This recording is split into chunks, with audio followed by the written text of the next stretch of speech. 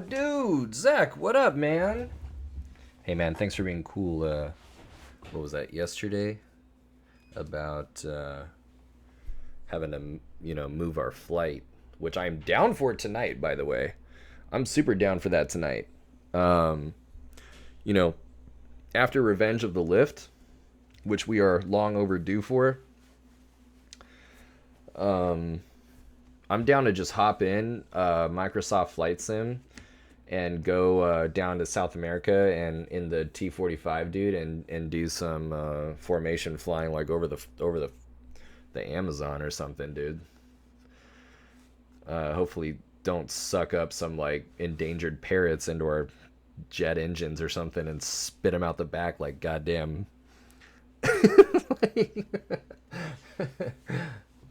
um, but yeah, dude, that was rad. So yeah, it was cool to be able to pick up the kids and stuff and go hang out. They got a bunch of like video games, like hand me down video games from a family friend. They wanted to show me and stuff, and I try and do stuff like that because it's important. Obviously, it's really important to me and stuff, and so yeah, it's really cool to be able to do that. So um, I just figured I would. Dude, yeah, I figured I'd actually just start the stream, even though it's not 8. I'm anticipating getting a raid from CDL tonight again, like last Thursday, and that uh, um, Revenge of the Lift should be pretty cool. I think it's gonna be really sweet, and then rolling right into our flight should be really cool. So we'll get some folks in here. How are you doing, man? What's the latest and greatest, dude? Is your week like wrapping up pretty good? It's Thursday, man. Tomorrow's Friday.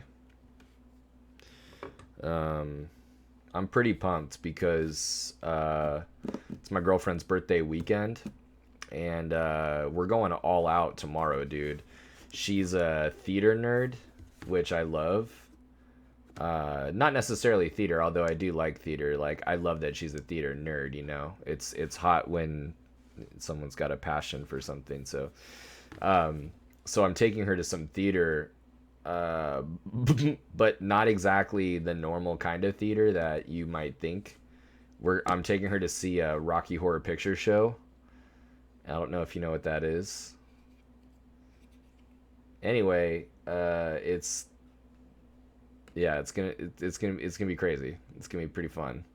I actually hadn't seen the movie until recently. Let me find that, the lighting.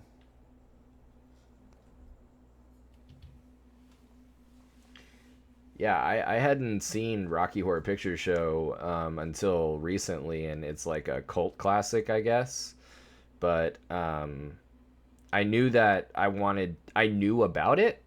I knew kind of generally what was going on, and I knew that I wanted to, like, she and I were big on like going on adventures with each other, and so that's definitely going to be an adventure. I will say that, and yeah, I wanted to do that. And so I was like, but what am I getting myself into? Like, I did the research first. I looked online and I, looked at what it was. And like, I knew generally what it was, but I looked up like kind of more specifically, like, what do you do? How do you show up? And then I started reading about like the props. Like, people bring like props and stuff to like do certain things like at certain points in the production. And that I had no idea. Why would you bring these types of props? Like, what happens in the movie like that you would be doing it at this time? And so I was like, dude, we got to watch this movie. We have to like, so I did have to tell her somewhat early. Like, I couldn't just show up and like be like, this is what we're doing tonight, because, I wanted to actually like embark on the journey like with her rather than show up totally unannounced, totally unsolicited. I thought it'd be more. Plus, so anyway, yeah, watching the movie. Plus, who's gonna watch Rocky Horror Picture Show like by themselves? That's psychopath. That is psychopath shit. So, yeah. So we watched it, and it made way more sense. Like after we watched the movie, why you would like do certain things, and so yeah, that's gonna be badass, dude. That's gonna be tomorrow. It's gonna be dope. I'm really pumped. Yeah. Yeah. So that's how my week's wrapping up. I've had like a couple of students. In fact, I was prompted. I want, when we get going here, like I want to maybe in like 5 or 10 minutes or something, like a little bit early before 8, get into some like Stoic. Wait. Can't really. There you go. Yeah, get into some daily Stoic because it's a good like lesson like for the week about being honest and making honesty your policy, for yourself, and making honesty your standard. And it's so weird like how topical these things actually are, because like my week, even though it's closing out really awesome with her, is like kind of rough. Not really rough, but I mean it's definitely challenging like from the flight school standpoint, because yeah, I was the Czech airman, or I was like a Czech pilot for a brand new CFI. This is his first solo student. He's got like 300 hours total time, and so he sent the student to me, and she didn't pass. She didn't meet the standard set in the regulation, and certainly by my assessment, like did not meet a reasonable, satisfactory standard. So he was saying he's like upset. She took it well initially, but then she was upset later on. It come to find out from somebody else, just with herself, not with me, but just like it's a disappointment. Like it's a total disappointment. But the instructor, I was shocked by. I was shocked that he wasn't more honest with himself about the readiness like of this student. And I was shocked that he wasn't more open to being like, oh, now I know like to do that. Like that he wasn't humble. Like I was shocked that, he said that apparently, and I'm going to talk to him, I think tomorrow in person more to get to the bottom of it. But, he is like, I think ego damaged, where he was saying that my standard was unreasonably high, and, it wasn't fair. And it's like, I'm like, dude, now he failed the test because, I mean, hazardous attitudes, aren't you supposed to be teaching your student about hazardous attitudes, let alone not having them yourself?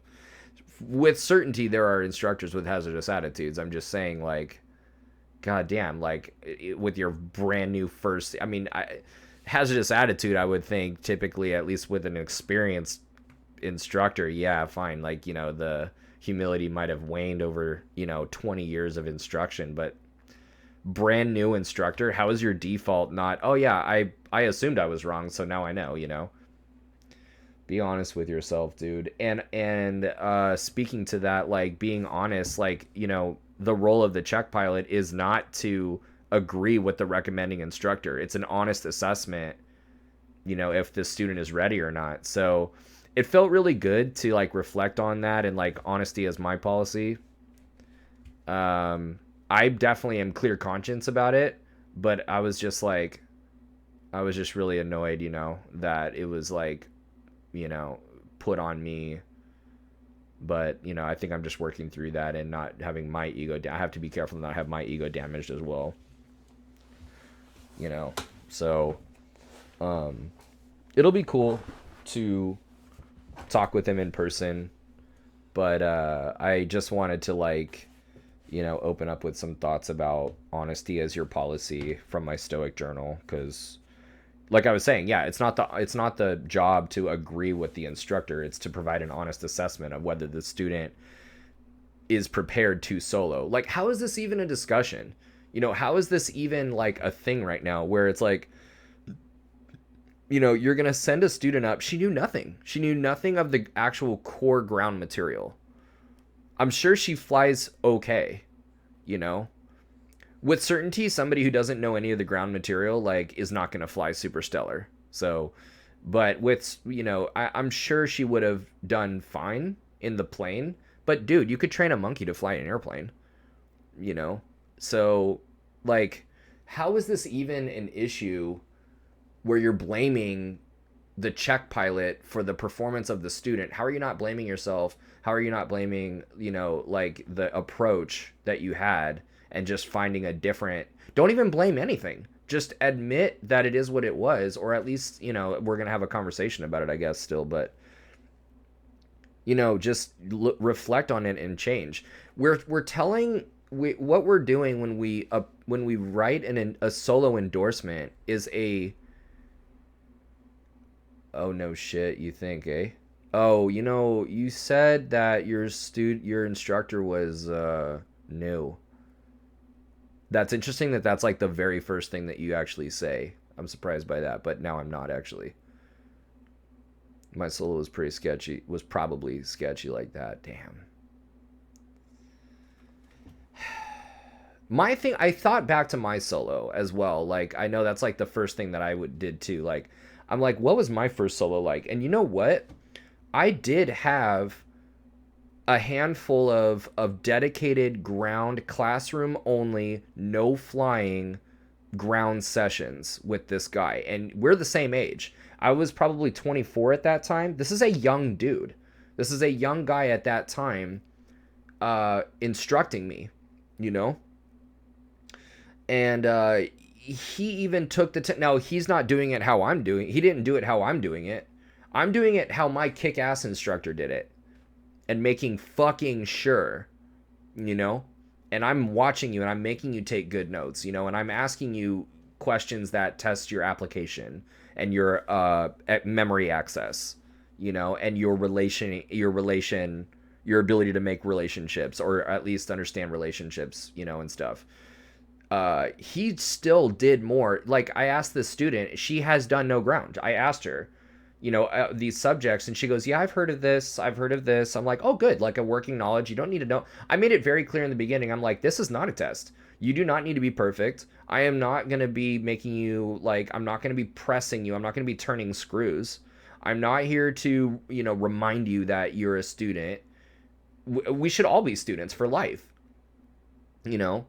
I'm not here for that. I am here to help you. I'm here to help Klaus. And I am here to have a good time. Like, I'm here to do it and have fun. And we're going to learn, and it's going to be awesome. And where I can find opportunities to teach you stuff, like, I'll teach you certain things. But I just need to see that you have a working knowledge of these things that in the regulations say that you need to know, And she knew nothing of, what was it, 6187, I believe, talks about... I forget it. I just read the regulation to the administrator of the flight school because she needs to know. She's not a pilot, She needs to know that, like, no, my standard is not too high. Like, I followed the regulation. She didn't pass. And they were specific things. So I'm kind of everywhere. But my point is like, she said that they had not done any ground. Aside from the 15-minute pre-flight briefings that they talk about. But it's like, dude, there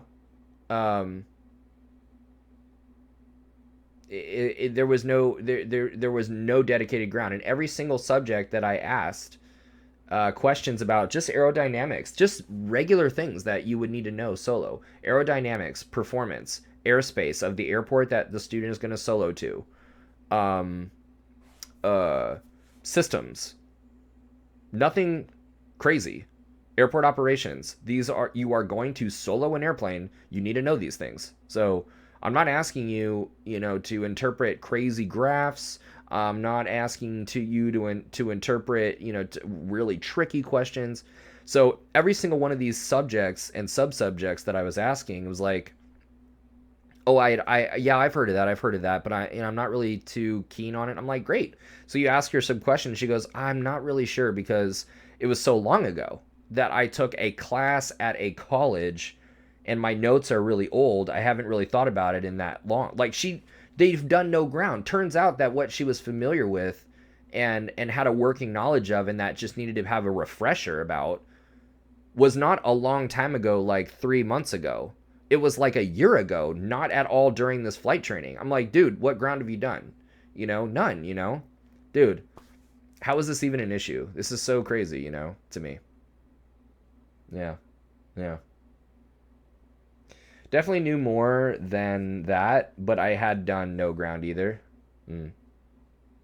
Yeah, I mean, and everybody's different. That's the other thing was I started off by just asking questions. I didn't ask, how much ground have you done? Because there's a certain amount of hours of ground. Definitely not. Absolutely not. I just need to know if you know it or not, or at least if you know enough, to go operate this thing safely. You know? That's all I need to know. And so when it came up, like when it was like 0 out of 10, 0 out of, or, 1 or 2 out of 15, I'm like, okay, now I do have to ask you, like, how much ground, like, have you done? She goes, oh no, we haven't, like, done any, like, real dedicated ground. I'm like, okay. So to say that my standard is just too high is it's just crazy, dude. So, I feel really good about vocalizing my position to the administrator of the flight school, who's going to have a meeting with the owner, I guess, tomorrow. I sent her a voice message on WhatsApp, just like literally reading the regulation and then giving my assessment of what I did and what I asked.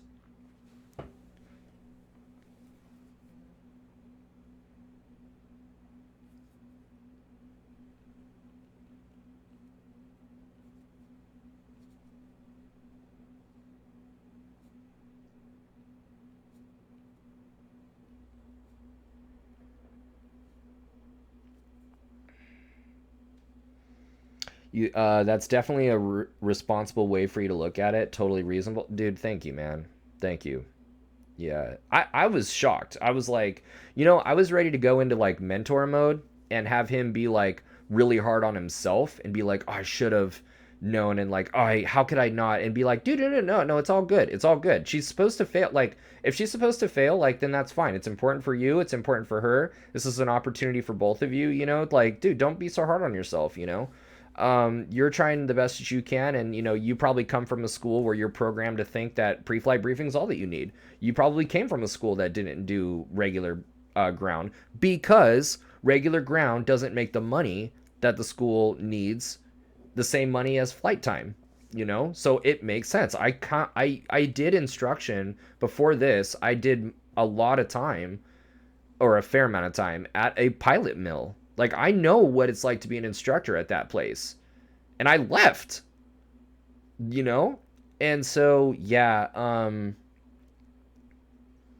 yeah, like, but it wasn't that. It was like my standard is too high, tripping. So, yeah, I really appreciate that. So weird, dude. So weird. Let's get this going, dude. Let's get this going. Yeah. So, let's see here. Hold on. We got some viewers in here. And we're about to get rated by CDL, so.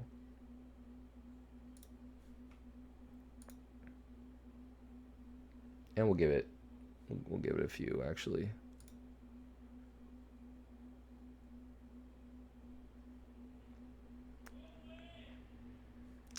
Yeah, man. So, yeah, I definitely appreciate that. That support. It was kind of weird. It's kind of weird. What's going on though with you, man? How's your week treating you, dude? Is it like coming to an end, pretty good?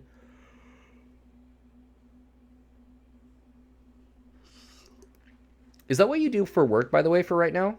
You're doing Joshua Danger EXP. Thank you for the follow. We'll get going here in a few minutes. But welcome to the channel, man. Welcome to the channel.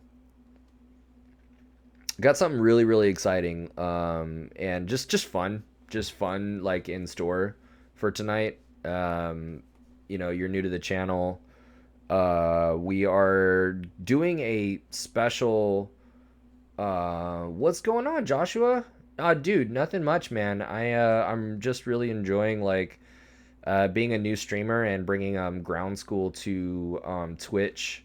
I'm a certified flight instructor, and so to bring the knowledge like to Twitch is really really fun, and I get to do cool things like tonight. We've got like a weird like unique kind of ground school lecture on aerodynamics and Star Wars ships, like in the atmospheres of the planets that they fly around. So we talk about aerodynamic principles um, with respect to certain ships and certain ships that resemble some characteristics of actual airplanes that are that do exist. It's going to be pretty cool and a nice like kind of weird nerdy fun discussion about aerodynamics that typically it's like aerodynamics is pretty technical.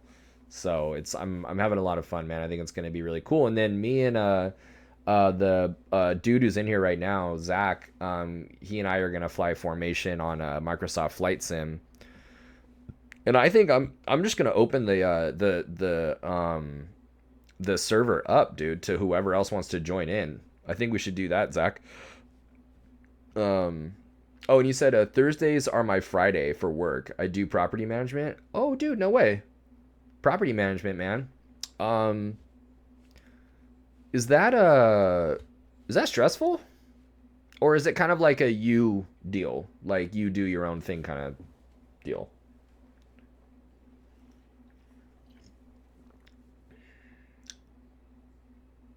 Seems like, you got to be a people person, but also like have a, you know, good head on your shoulders, like to kind of.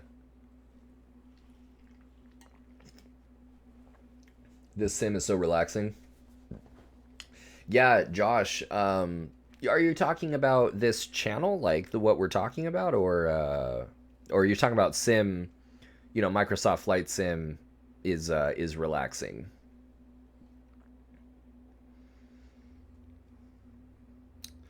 I'm really really excited to for the top of the hour to get this raid from CDL. We'll get it going. We'll start it off with like a little 5 minute discussion on daily Stoic, and then get into it. Yeah, Zach, that sounds dope, man. That sounds dope. We just go off in our own directions, but have a bunch of jobs to do around the town. So it can get stressful sometimes when you have a bunch of renter and homeowners leaving and arriving the same day. Yeah, so it sounds like you've got your own. It's busy from the standpoint of like you have a lot to do, but not a lot of different things pulling you in a lot of different directions. Um, but every once in a while, it sounds like it can get kind of cray cray with people, um, uh, kind of demanding more if everything kind of lines up in a way where it's like everybody's arriving on the same day. It can be, extra work. Flight Sim, I play it once or oh, dude, Flight Sim is super relaxing. Definitely relaxing. I think flying in general is it can be pretty relaxing, even though it can be higher workloads and it's not driving a car down the street. But once you have the knowledge and once you have the ability to um, uh, you know keep up with the process, it's not doesn't feel that much different actually, especially if you could see outside. If you can't see outside and you're like IFR stuff, that's kind of real deal, workload and stress management that's needed. But dude, in general, like regular flight sim visual conditions, um through yeah, Zach, gotta love Echo. Heavy airspace is definitely is relaxing up here. Yeah, like Echo airspace, Echo heavy, like where it's like a lot of just very chill Echo airspace, maybe limited Delta airspace. Yeah, it's super relaxing. You could just kind of put the plane in cruise configuration and just get your systems checks done and stay on top of radios, but just look outside and be like, wow, dude, like I am flying at the same time. Like it's very important that we appreciate what we're doing and um, you know uh, I guess relish in what we're doing. I don't know if that's the right word, but to really like you're out there, man. Like you're doing something that people have wanted to do for thousands of years, even more. Um, and it's something that humans have been fascinated for like millennia, and we're out here doing it, and that we've established not only that, but we've like architected like a system for ourselves of how to do it. It's pretty remarkable, man. We've come a long way in 100 years. uh Joshua, myself being an independent wrestler, I find most modern flight relaxing. Yeah. Oh wow, that's really interesting. You ever get the equivalent to guest hypnosis in the airplane? Well, yeah, let's see here. Guest highway. Do you ever get the equivalent to guest? Oh, highway hypnosis. Highway hypnosis in the airplane. Um, I definitely can. I like to think that I've definitely like that I'm at a point where even though I have a long way to go, yeah, highway hypnosis. I know exactly what you're talking about. You really need to be careful about that with hypoxia. Like if you're actually are fatigued and you're starting to tire out because of oxygen, like that the easy ride and the lulling of that process will totally exacerbate that, and just prevent you from thinking properly. But yeah, like I like to think that under normal conditions, um, I'm alert enough to the workload and what needs to get done that I'm not able to be hypnotized.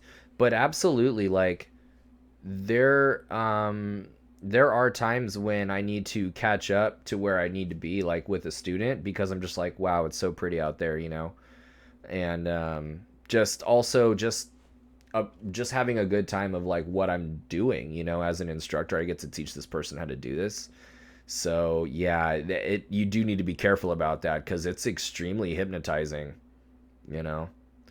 Ever seen the Smarter Everyday episode on hypoxia? No, but I do like that channel.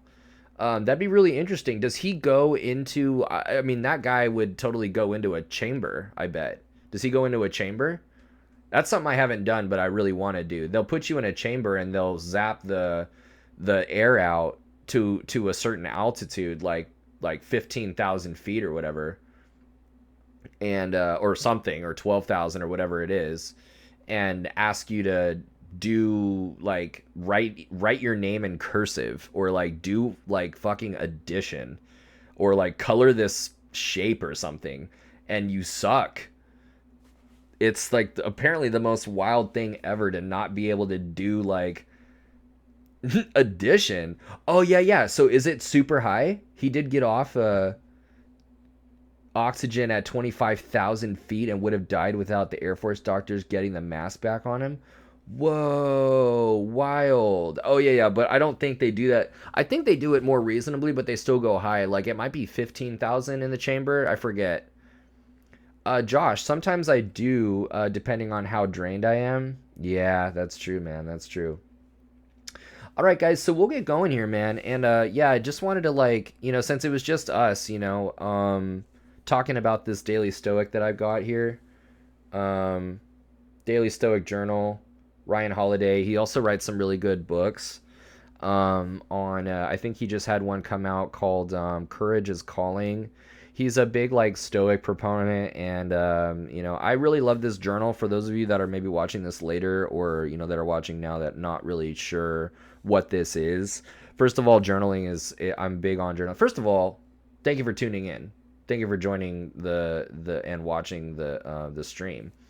We've been going now for a little bit, and just for those of you that like don't know, my name is Philip, and I'm a certified flight instructor down here in Los Angeles, and I really, really enjoy flight instructing, so much so that I wanted to bring my ground school material and flight instruction to Twitch, and kind of provide some uniqueness to the streaming space where, you know, a lot of people are doing airliner stuff, and I like to be able to offer something a little bit different and contribute to like more educational stuff to the same community. And ultimately, worst case scenario, if you're not a student pilot, you know, you're able to kind of go do this flight sim stuff in a way now that's like more deliberate, or, you know, with more cognizance of why we do what we do. um, you're tuning into a channel. My channel does, I try to do Tuesday, Wednesdays, and Thursdays, and occasionally we'll do like a fun Friday, where it's IFR Tuesdays, where we'll cover things like regulations and we did Jeppesen versus FAA on Tuesday, instrument approaches, automation management within the context of IFR flying, and then, you know, we'll go fly IFR with ATC and my Pilot Edge. And then I've got a private pilot ground school Wednesdays, where it's typical ground school knowledge topics, everything from VOR and GPS navigation, regulations, airspace, aerodynamics, performance, and then we'll go fly in the sim, induce things that are related to what we talked about, and apply apply what we just learned. And then Flight Skills Thursdays are dedicated to just flying the airplane and having a good time, like looking at sight pictures, learning maneuvers, cross country procedures, and things like that. And so tonight we're gonna let loose a little bit, and we're gonna have Fun Friday come a little bit early and fly the airplane, but we're gonna do some formation flying later over South America. In fact, I'm going to go into Microsoft Flight Sim, open up a server for the first time. I'm not really sure how to do that, but I know that I can, and it seems like something easy to do.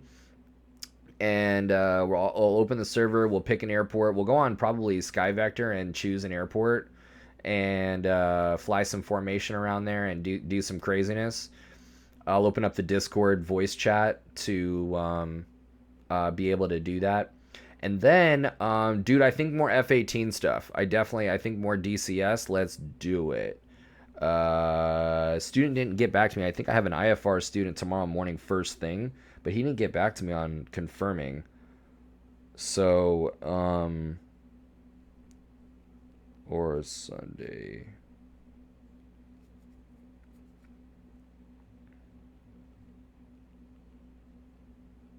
Cool. So I'm hoping that, you know, we could do some DCS and then get some. I would love to do a little bit more scary video game October, frankly. You know, whether that's like Dead Space 2 or Diablo 2 or whatever. So really looking forward to that. You know, Fun Fridays also include potentially airman certification standards. And yeah, so thank you for joining the channel. And one thing I like to do in the beginning of the week that I didn't do this week, which is why I'm talking about it right now, is introduce Daily Stoic Journal. And so with that, oh Josh, sorry, you said that's where I am in my wrestling career, being 22 years into my career, helping build the future of wrestling. No way, I should say adjusting to a trainer's schedule, as I am what you say is character development guy. Dude, that's really cool, Josh. What I mean, like wrestling, like college? Dude, Zach, a long scary video game night would be awesome, and just like a marathon of like different shit. Like, dude, do 5 hours or 6 hours marathon style of like Dead Space. We do Skyrim, where we do like the Dawn Guard, like vampire werewolf stuff. We do Diablo, dude. What else? We do some more Outlast or something. I don't even know, man. Maybe some Witcher. I would love. That's a really good idea. And you know what? I'll dress up. Oh, professional and MMA style training. Oh wow, Josh, that's awesome, man. I was in a jiu-jitsu for a little while, and I need to go back to it. I really miss it, But it's cool, like MMA. It's always really interesting when you have somebody as a foundation for grappling is wrestling. I keep hearing that that's like one of the best foundational disciplines for as far as grappling goes. And you know, you always hear about like jujitsu and wrestling being like, you know, hand in hand or at least up there together. You know, I really, really appreciate that. That's awesome. And also, you know, by you training people how to do that, like you're training them to be better people. You know, you're training them to um, work together, to be humble. You know, it's a very humbling process what you're training them to do. You know, and I appreciate that. I appreciate that.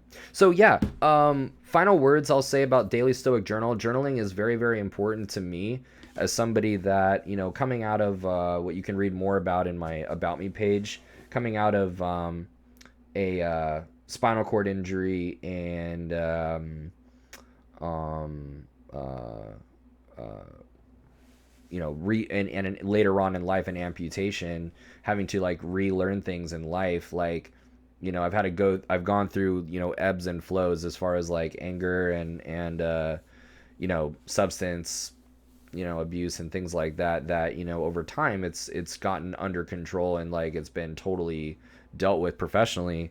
And journaling was like a huge mechanism. And so like in terms of self-awareness and getting a better handle on how we think and why we think what we think and what's important to us, and, you know, working through things, journaling is super important. My girlfriend got me this daily Stoic journal as a way to like, it's a really interesting, you know, I wasn't really that good at journaling on blank sheets. I was looking after a few years of journaling on blank sheets and just kind of having the same thoughts, and which is important to know, you know, that I'm having like a lot of similar thoughts. And it's like, I just felt kind of stuck. And so, you know, my girlfriend got me this journal, this daily Stoic. It's a prompt journal. And the way that it's broken down is there are like weekly teachings that are Stoic philosophies, such as like, you know, really focusing on what you're in control of, suspending opinions and judgments, you know, like a lot of different, you know, being sure that you can view a certain thing in multiple ways based on the fact that you don't, you know, your perspective is just your perspective. You know, it's not, there's a lot that is outside of your cognizance that is factoring in here. So, you know, being humble, you know, and so I really like these weekly teachings. And then you have like a daily prompt that you can work through. It's a journaling, you're journaling every single day. And you got one reflection on the daily prompt in the morning, and one reflection in the evening. And you can kind of set the tone for your day in the morning, and then come back and then reflect in the evening and say like, you know, how did it go? And those weekly cycles, they terminate on Thursday, and then Fridays are always like a new day. For it's kind of weird how it like works out. You would think Monday would be a new day, but you know, it's not. So Thursdays, what I've done is I've built in like a reflection on like, you know, how the week went and stuff. And this week's Daily Stoic teaching is to make honesty your only policy. And they're like cool daily prompts and stuff. We don't need to like get into like details and stuff, but like, will I give people the benefit of the doubt was on October 15th. Or where can I show other people kindness? You know, these are like daily prompts. And so, but instead of getting into like the weeds and like the daily prompts, I just want to like kind of tie the bow on what we were talking about earlier in this stream that, you know, you can go back and listen to, is about honesty, making honesty your policy.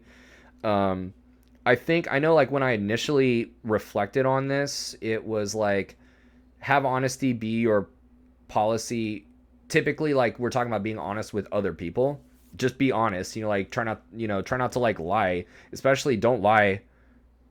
Like I just like, yeah, just be honest. You know, I think that there's like a way, obviously we don't want to be like too brutally honest to where it's like you're an asshole about something, but you know, I think it's you know, I know initially I was like, you're talking about being honest with other people. But then I started like, going through the week and like reflecting on these daily prompts. And I noticed that I was talking a lot about being honest with myself. And that is just as important, if not even more important, right? In fact, I think that lack of honesty with other people comes from not being honest with yourself. And so I just was writing a lot about that, and sharing earlier in this stream session, we were talking about me being honest with myself in terms of a conflict that was going on at the flight school that I work at. And in my honest assessment and my honest, opinion of a student that I was charged with assessing their competency to go solo, fly an airplane by themselves. An instructor sent that student to me to be evaluated. The instructor, and the student didn't pass. I was honest with the student. I gave them like a really fair shot, and it wasn't premature, like I really tried. And the instructor, from my knowledge right now, at least, it's very fresh, and I'm sure that, it'll be different tomorrow or the next couple days or whatever, whenever I talk face to face with this guy. But I had heard that he was blaming me and saying that my standard was too high, even though absolutely was in compliance with what the federal regulations say that I have to assess, make no mistake about it, there is no regulation that says that the student pre-solo needs to go with a check instructor. That's not what I'm saying. What the role of the check instructor is an extra step that a school of integrity and an instructor of integrity is going to have to certify and make sure that the CDL rating with a party of 42. CD, hello sir. Hypertext, thank you so much for the follow. Welcome everybody from CD's channel. Welcome. Good evening. Check Ride Air. What's going on? Skipper, good to see you again. Just wrapping up something here before we get into Revenge of the Lift. And CD, it's so good to see you as well as all these beautiful people. I really appreciate the support in the raid from, last week. Factual Goal, you too as well. Thank you for the correspondence. Really looking forward to those co-host flights in Flight Sim. It's going to be great. I really appreciate it. So right now, we're just finishing up. Well, first of all, for those of you who I'm meeting for the first time, my name is Philip, and I'm a certified flight instructor down here in Los Angeles. And I really encourage you guys and welcome to the channel. I really appreciate you guys dropping by. And what you can expect from this channel is something along the lines of what CDL is doing. He and I share, and Factual Goal, we share a common philosophy, and there are a couple other instructors on stream as well, like that share a common philosophy that, flight sim doesn't need to be, like airliner stuff only. It's great that it can be, and I think flight sim is a beautiful thing, but we share the philosophy that it's an opportunity to educate people and to help people understand how to fly and how to flight sim and to get the most out of their flight sim based on tools like, air traffic control in there and compliance with certain regulations. It's a beautiful opportunity that we have here on stream to bring you aviation education. So yeah, as an instructor, check right. I'm out of Fullerton. No way, you're out of Camarillo. Oh, fantastic. It's such a great area. In fact, Camarillo and Oxnard, that's my favorite IFR playground over there. Van Nuys, Santa Barbara, Camarillo, and Oxnard. That whole area. Very cool, man. Very cool. So we're just finishing up something I would encourage you guys to watch this video from the recording of this from the beginning, because as you may have read in my About Me page, maybe not, I'm an amputee. I'm actually one of the few amputee pilots out there, and I'm the only full arm amputee pilot or instructor that's out there. My left arm is gone. Oh. And that was from a spinal cord injury that was a number of years ago, and I ended up amputating the arm after the fact, and then I started my flight training. And what's one of the unique things that I love to about being a flight instructor is uh like the fact that I used to be a horrible student, and only after my spinal cord injury was I forced to change the way that I think and the way that I am patient about things, and the way that I process challenges, that made me into a better student, and put me in a mindset that allowed me to go through flight training. It was because of my arm and my spinal cord injury that I was able to do flight training. It's not that I did it in spite of it. I did it because of it, And without that spinal cord injury, there's not a chance. So I hope to bring a little bit of uniqueness to your flight sim and training as well in that regard. So for that reason, I try and have a motivational spin to my channel. And what we're doing is we're winding down a discussion on the daily Stoic journal that I try and work in on every single day. It's a great journal by Ryan Holiday, and it's a guy that's a very, like, you could actually join the Instagram, like you could follow him on Instagram. He puts out some really good books, and I'm a big fan of the Stoic philosophy. And honestly, I'm big on journaling, especially working through everything that I worked through, like with my spinal cord injury, all the way, through flight school, all the way through college, graduating college, getting a job, then starting my flight training after my amputation, becoming an instructor and working with students to overcome their challenges in with my unique perspective on it. Like, that was a long road, and journaling is played a critical role in, like, processing all of that and learning to adapt. And this daily Stoic journal is something I like to incorporate into my streams and into at least once a week, to talk about some of the prompts that are in here. And this week's there's a weekly teaching every single week that is about some Stoic philosophy, and this week's teaching is making honesty your policy and being honest. And so we, having a good thoughtful discussion earlier in the stream about being honest with each other for sure, but I think more fundamentally being honest with ourselves about certain things. And I talk earlier in the stream about a conflict at the flight school that I work with, where a student came to me on a stage check pre-solo to be evaluated from a different instructor whether she was ready to solo or not, and she failed the test. She did not have satisfactory understanding of the required items, that reg 6187 I think, whatever that student solo pre-solo requirements are. And right now, the guy was blaming me, saying my standard was too high, and I feel like it was totally in agreement with the teaching of the week. I was honest with myself during this assessment. I was honest with her. I was honest with myself. I started the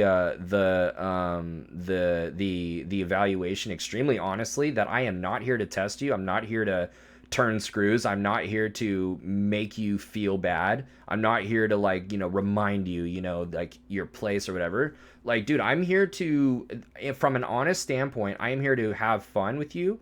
I'm here for you to have a good time. And I'm here to, like, teach. I'm here to, like, evaluate if you have the satisfactory minimum knowledge, but also if there are things that we can, teaching opportunities, I'm totally going to seize those, Totally cool. Let's have a good time. She didn't know any of the core ground material. I'm sure she flew fine, but she hadn't had as dedicated ground session. And skipper, that's what I'm saying. Like, I'm missing, let's see if Double I Phil teaches factual go to fly. Would be really cool streams. Dude, that would be awesome. That would be super cool. And, like, giving CDL the instrument rating would also be really cool too. And husband steep dream wives fly or drive can be awkward, and vice versa. Works both ways. Yeah, I could have saved her life. Here's the thing, man, and that was one of the things that I talked about. Like, when I brought this to the administrator's attention, was like, because she's like, hey, like, what's going on, between you and the gentleman, And I'm saying, Captain Seppi in the house, what up? I'm like, you know what? This isn't about ego. This is not about whether my standard is too high or not, which it isn't, right? I'm going off of the regulation that talks about what she needs, and she did not have that. And what this is about is the non-participating public below us, that we are saying by putting our signature on an endorsement that certifies a student for solo flight, whether it's around the airport or not, or around the or outside it to another airport. At the end of the day, it's all about safety. That's what I'm saying. Cactus said it best, and Skipper saved her life, saved the life of the people underneath us as well. They're assuming, if they have cognizance of the airplanes flying overhead at all, which many people don't, they are assuming that the instructors that are teaching these small aircraft buzzing around over their houses are teaching these students to do so in a way that doesn't result in one of these airplanes landing on the, come crashing through the roof of their house while they're trying to watch TV in the living room or something like that, which people totally don't do. I understand that's a super old phrase, but you get what I'm saying. Like, they're trusting us to give this adequate instruction. And frankly, in terms of honesty being your policy, be honest with yourself. This guy, this is his first solo student. He's like a 300-hour total time instructor, dude. This is his first student. How is your default not, okay, that I saw that coming. This is my first student, so it makes a lot of sense. I have a lot to learn. Thank you for telling me, or like, I thought, that she was ready, and I guess, where do you think I have room for improvement, rather than like blaming the check instructor. Are you kidding me? Blaming the check instructor. So, and I know I have a long way to go too. Like, I'm a 900-hour total time pilot. Like, I've only got 500 hours of dual instruction given in airplanes. So I don't know. I think that he could also be more honest with himself, and I would just encourage you to do the same thing. I think it starts with being honest with ourselves. So that's what I'm saying, Oz. Humility is like number one, and I try and be humble. That's one thing I love about teaching, is like the humbling aspect. You get humbled like all the time if you're lucky enough, if you're open enough for that experience, and so I think being humble requires you to be open to being humbled. You know what I mean?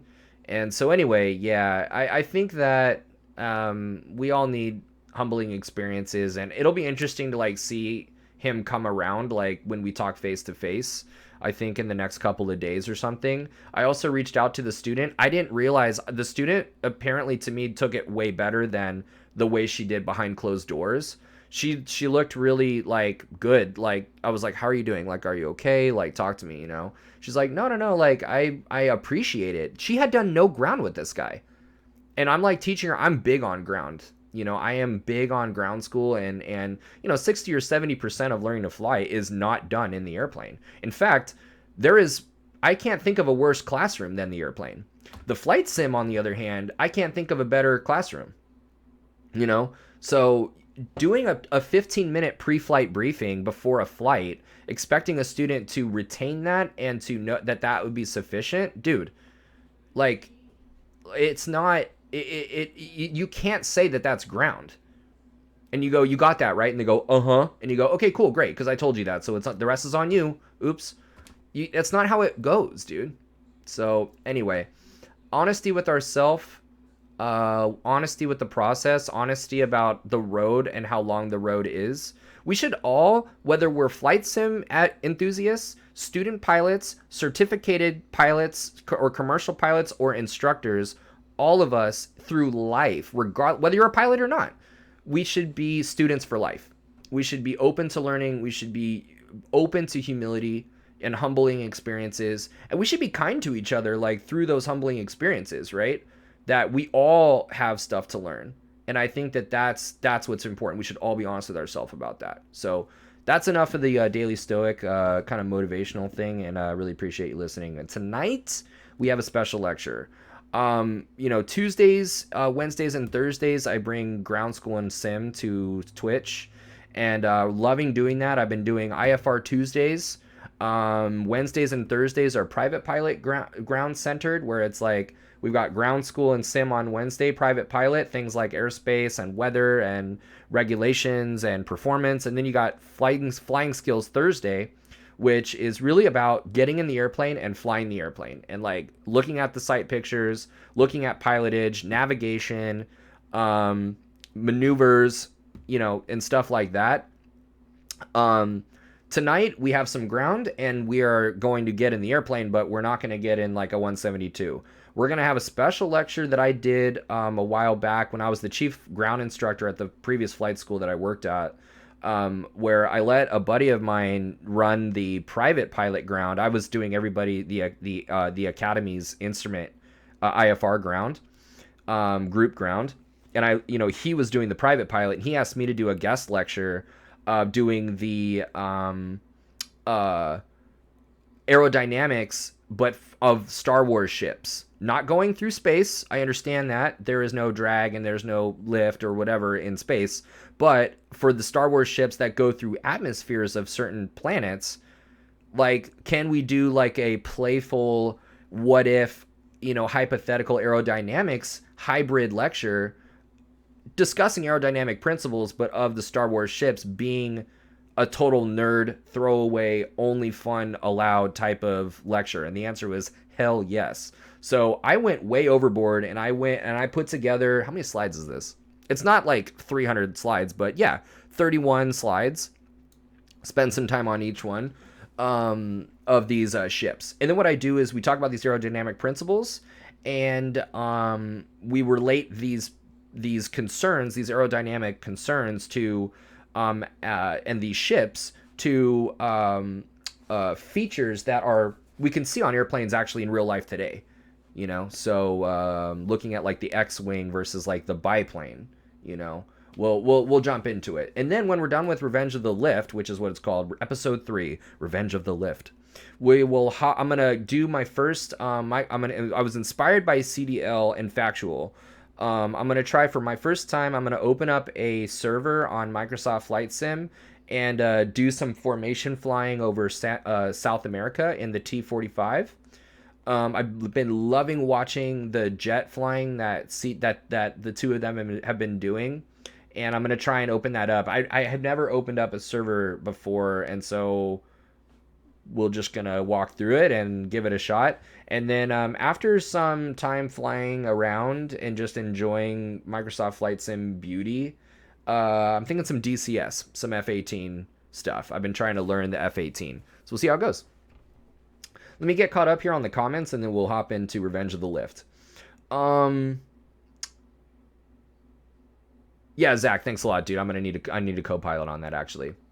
Oz, healthy dose of humility, absolutely, in this life, absolutely. And that's the cool thing about my spinal cord injury, dude. First of all, easily best thing never happened to me. My spinal cord injury, absolutely. I can't think of a more humbling experience of reminding me how little patience I had, how good I had it with both arms. I was 17 when it happened. When the motorcycle accident happened, I was hit. Somebody ran through a red light into me with an F-150, and ouch. And I fell on my neck and I pulled the nerves out. Arm was paralyzed, and yeah, but I walked away from it. So the humbling experience of like being given a second chance, dude. So yeah, it's wild. Trying to push through their first students. Yeah, the excitement is overwhelming, and that causes blinders to be put on. Captain Seppi, I think you're right about that. I'm trying to acknowledge, where he's coming from and how I felt with my first solo. I think it's normal. I think what will be more telling will be how he responds in a few days. Thing is, it's been a couple days, so I'm like, how is this now coming up? So I'm kind of, I don't know. It could go either way. Let's see here. Mars, welcome. Skipper, hope the flight school recognizes and corrects the obvious issue. That's the thing, is I actually got in contact with the administrator, and I was like, listen, I read her the regulation, and I was like, this is the regulation that says what she needs for pre-solo. The student, the check pilot is there to be an impartial judge of whether she's there or not. My answer was no. She didn't know any of this. And so like there you go, you know. So it's kind of my opinion. There's the opinions about my standard are irrelevant, you know. Is this the young woman that you got all the appointments scheduled with the other day? I don't think so. That you got all the appointments scheduled with the other day? I don't think so. That might have been a different student because I've only flown with her once. Few hundred hours CFI does not necessarily make a good teacher. Even if they can fly adequately, they have to learn to fly, not teach. Skipper, that's a great point. I think that, you know, we need to be, sometimes we can be so proud about where we're at because, you know, when you're a CFI, you have made it a long way. You have gone through a crazy amount of hoops. You know, you've gone through a lot of work to get to that point, and there's nothing better feeling than passing that check ride. But the thing is like, you might have a distorted perspective on where you are and how long the road ahead of you actually is, even though the achievement is great. I know I've been there. That's how I'm speaking from experience, you know? And that's kind of a bummer. That's kind of a bummer. F-18 dropping November on Microsoft Flight Sim 2020. Woo, can't wait, dude. CD, do you consider the A-Wing to be a lifting body like the M2F1? Now, what's interesting is this. Hold on, let me show you here. What's interesting is this. So anticlimactic, did not have the correct thing ready. There we go. This A-Wing right here, I don't know, the M2F1. Let me actually take a look at that. M2F1. Dude, I'm like horrible at airplanes. Like, even though I know how to fly them and teach them and stuff, like, oh my god, I hope that it's more aerodynamic than that. That looks crazy though. What even is that? This is like NASA and stuff? How is that a NASA thing? Is that like to study pure, like, wingless M2F1 completes a glide flight? What even am I looking at, dude? First of all, how did you even know about this? This is wild. What even in the hell? I have no idea what I'm looking at. That looks like a bathtub. And maybe it is. Wow, what a picture of it right next to the space shuttle. That's wild. What? Let's see here. It's experimental. Sorry. So time to go for me to try to catch up with your videos when I can make some time. Oz, thanks for stopping by. You're awesome. CD, the M2F1 is an experimental NASA glider to study wingless planes that generate lift by the shape of their fuselage. That is dope. Lifting body can often takes me back to the intro of the $6 Million Man. That's funny. Bunny! Hey, dude, it's been a little while. Welcome, welcome. CD, so I think the A-Wing looks really like a sleeker M2. It could be. Could be. Here's what I know. What I know is this this A-Wing, it looks like it's got it looks like a symmetrical airfoil, you know? Oh, no way. Plywood? Are you serious? Or like maybe some light wood or something? Yeah, it could be. But I think you're right. Like, clearly it's like more of a... There's not really wings on it, and especially the fins on the back. You're probably not that far off, CD. It looks like something that would use its whole body for lift, and it doesn't exactly look like a wing, although it kind of looks like a wing in reverse, actually. It kind of looks like the trailing edge of a wing that's in the front. It just looks weird. But it is, I think, my favorite ship. I'll say that. I think I am an A-Wing guy. So let's get into it, man. Okay. So for those of you joining us for the first time, really even for the second time, this is our second go at this lecture. So we tried last Thursday and something really like an emergency came up. I had to cut the stream short right away. And but we're good. Everything's great. In fact, everything's really great. And I am here trying to give this another go. So let's do it. What's to come? So first of all, how about that GIF, right? And I am going to say GIF and not GIF. And, you know, if you guys if we're going to be divided on this, first of all, are we not as a society arguing about enough already? GIF, GIF, can we all just get along? You know, I am going to say GIF though. So dude, check out this GIF. Am I right? Okay. What's to come? First of all, we need to talk about the like lift basics and what are we actually talking about with lift in order to kind of understand when we one is an image, the other is peanut butter. Well, that's what I'm saying.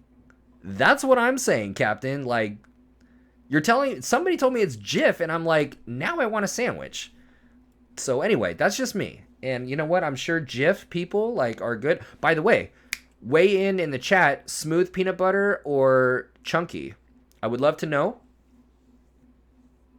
And if you have a nut allergy and peanut butter would actually kill you, think about if you didn't have that, like what do you think you would like? You know? Unless it's too uncomfortable to think about, like your mortality like aspect, you know? But I am curious because I'm a chunky guy myself. I shouldn't have even vocalized that because I'm chairing this this poll. I should have been impartial, so my bad. While you guys weigh in on types of peanut butter, I don't even know why I'm asking. Is this like, what is this, Hinge? Like, what's going on? Depends if jelly is involved. Creamy, but alone chunky. Ooh, cactus. You know what? You have a very compelling, very middle ground view, which I really like. See, when I think of peanut butter sandwich, I do not think peanut butter and jelly. I think peanut butter, honey, and bananas, my friends. Oops, on lightly toasted bread. Sorry about that. So for that, I'm going chunky personally. But yeah, that's a good point, actually. Yeah, that's a really good point.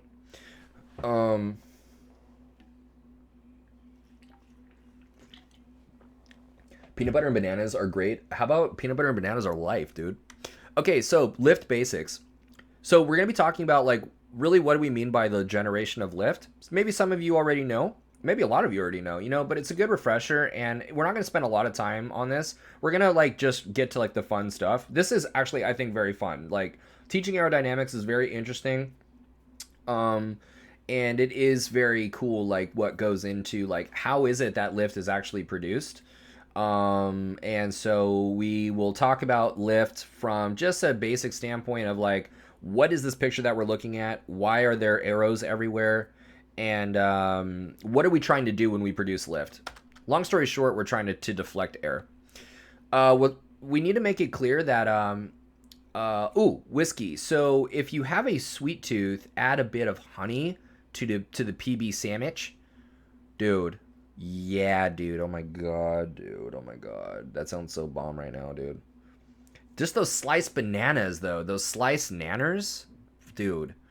So yeah, it needs to be said, there are no aerodynamic principles in space, right? In order for there to be aerodynamics, you need a fluid through which this shape, which we call an airfoil, that shape is going to be flying through some fluid. It doesn't even need to be a gas. It doesn't need to be the air, right? Submarines have airfoils on them, right? Boats in general, the propeller on a boat, that is an airfoil. And that's like liquid that they're flying through, essentially.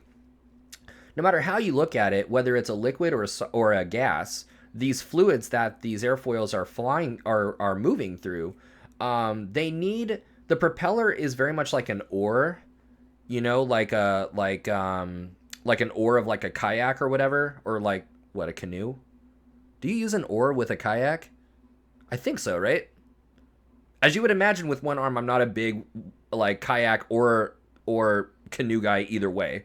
You know, using a freaking oar sucks with one hand. But I'm just asking, you know. Point is kayak is paddle, canoe has an oar. Boom, there it is. In order for that propeller to work, or that wing to work, it needs air to, like, move through. And we do live in an ocean of air. Very zen, bunny. Okay, so the first thing we're going to be looking at aerodynamics-wise is the X-wing and drag.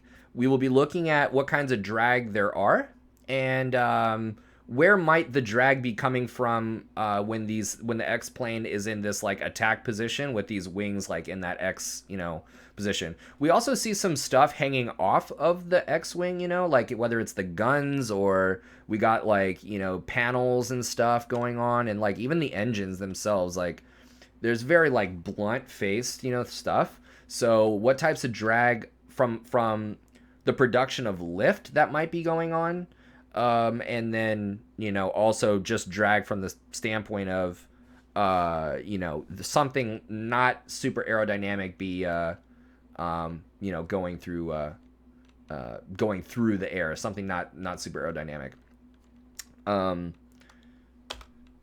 We'll be looking at, so we're with X-Wing, and as an example of drag, we'll be looking at Luke Skywalker's speeder and ground effect. What is ground effect? How do airplanes use it? And why is it plausible that you would have something like this if you could go fast enough and if you had some lifting action to not plummet down to the ground?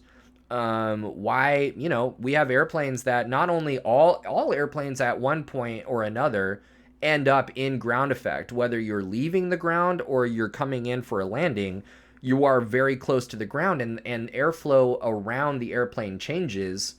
That is the effect of the ground. We'll talk about it. But also we have airplanes that exist in ground effect solely, and we'll look at that, right? Like this ship, like he's not flying. This ship exists in ground effect 100%. It's not going flying, So we have some airplanes like that too. Finally, we're going to finish up the lecture with the N1 Starfighter, probably one of the coolest things like of episode 1. Someone in here is going to be like, it's the only thing that was cool that came out of episode 1. It's like, we understand that it's not a super popular one. We totally get it. A bit late, but GIF is not GIF. GIF is in fact JPEG. Oh, so GIF and GIF are not interchangeable. Oh, so is JPEG a GIF? GIFs are not GIFs, but JPEGs are GIFs? Dang. Some crazy stuff there. The N1 Starfighter, I think, is one of the coolest things to look at. First of all, it's just awesome looking. Secondly, the closer we look at it, the more we see oh, you might hate me for this. Okay, let's do it. Cactus. But I do Oh, you said you don't. I see. You don't like Star Wars. I'm more of a Star Trek guy. Would love to learn more about that. Cactus, third time's a try. Or third time's a... Dang, you can't burn somebody and then mess up the way that you say something. Third time is a charm. Ugh, apparently second time's a charm because I had to do that twice. Let's see here. Starts to self and counting. Oh, yeah. No, Star Trek. Dude, I've been actually starting to get into next gen. Star Trek's dope. But nonetheless, this ship right here, you can see here, it actually resembles the way that we actually design wings in real life. First of all, it's a delta shape. Like the actual body of this thing is a delta shape. Or I guess the wing over here.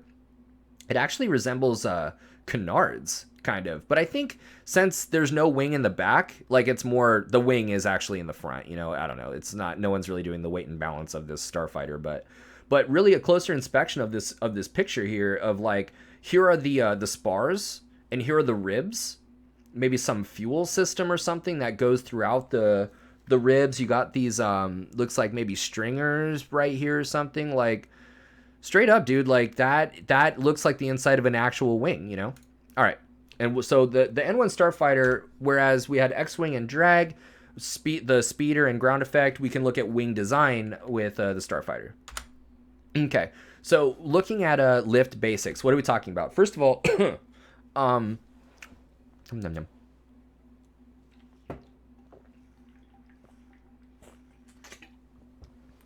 First of all, a discussion of aerodynamics starts with this teardrop-shaped, let's see here.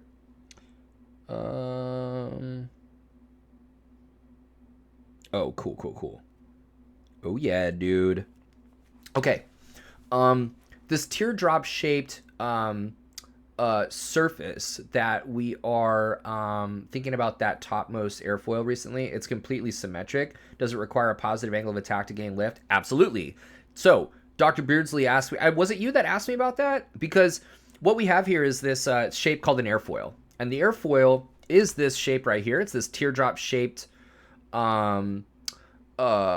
thing that we're going to fly through, move through some fluid in the air, in this case. And the idea here is like based on the shape of this airfoil, it will split the air in a way that will cause the air to behave over the top differently than over the bottom. How does that work? Well, first of all, there's going to be this some main ideas here and anatomy of the airfoil. We've got the leading edge and the trailing edge, and then the straight line between the leading edge and the trailing edge, that solid straight line, not the dotted one.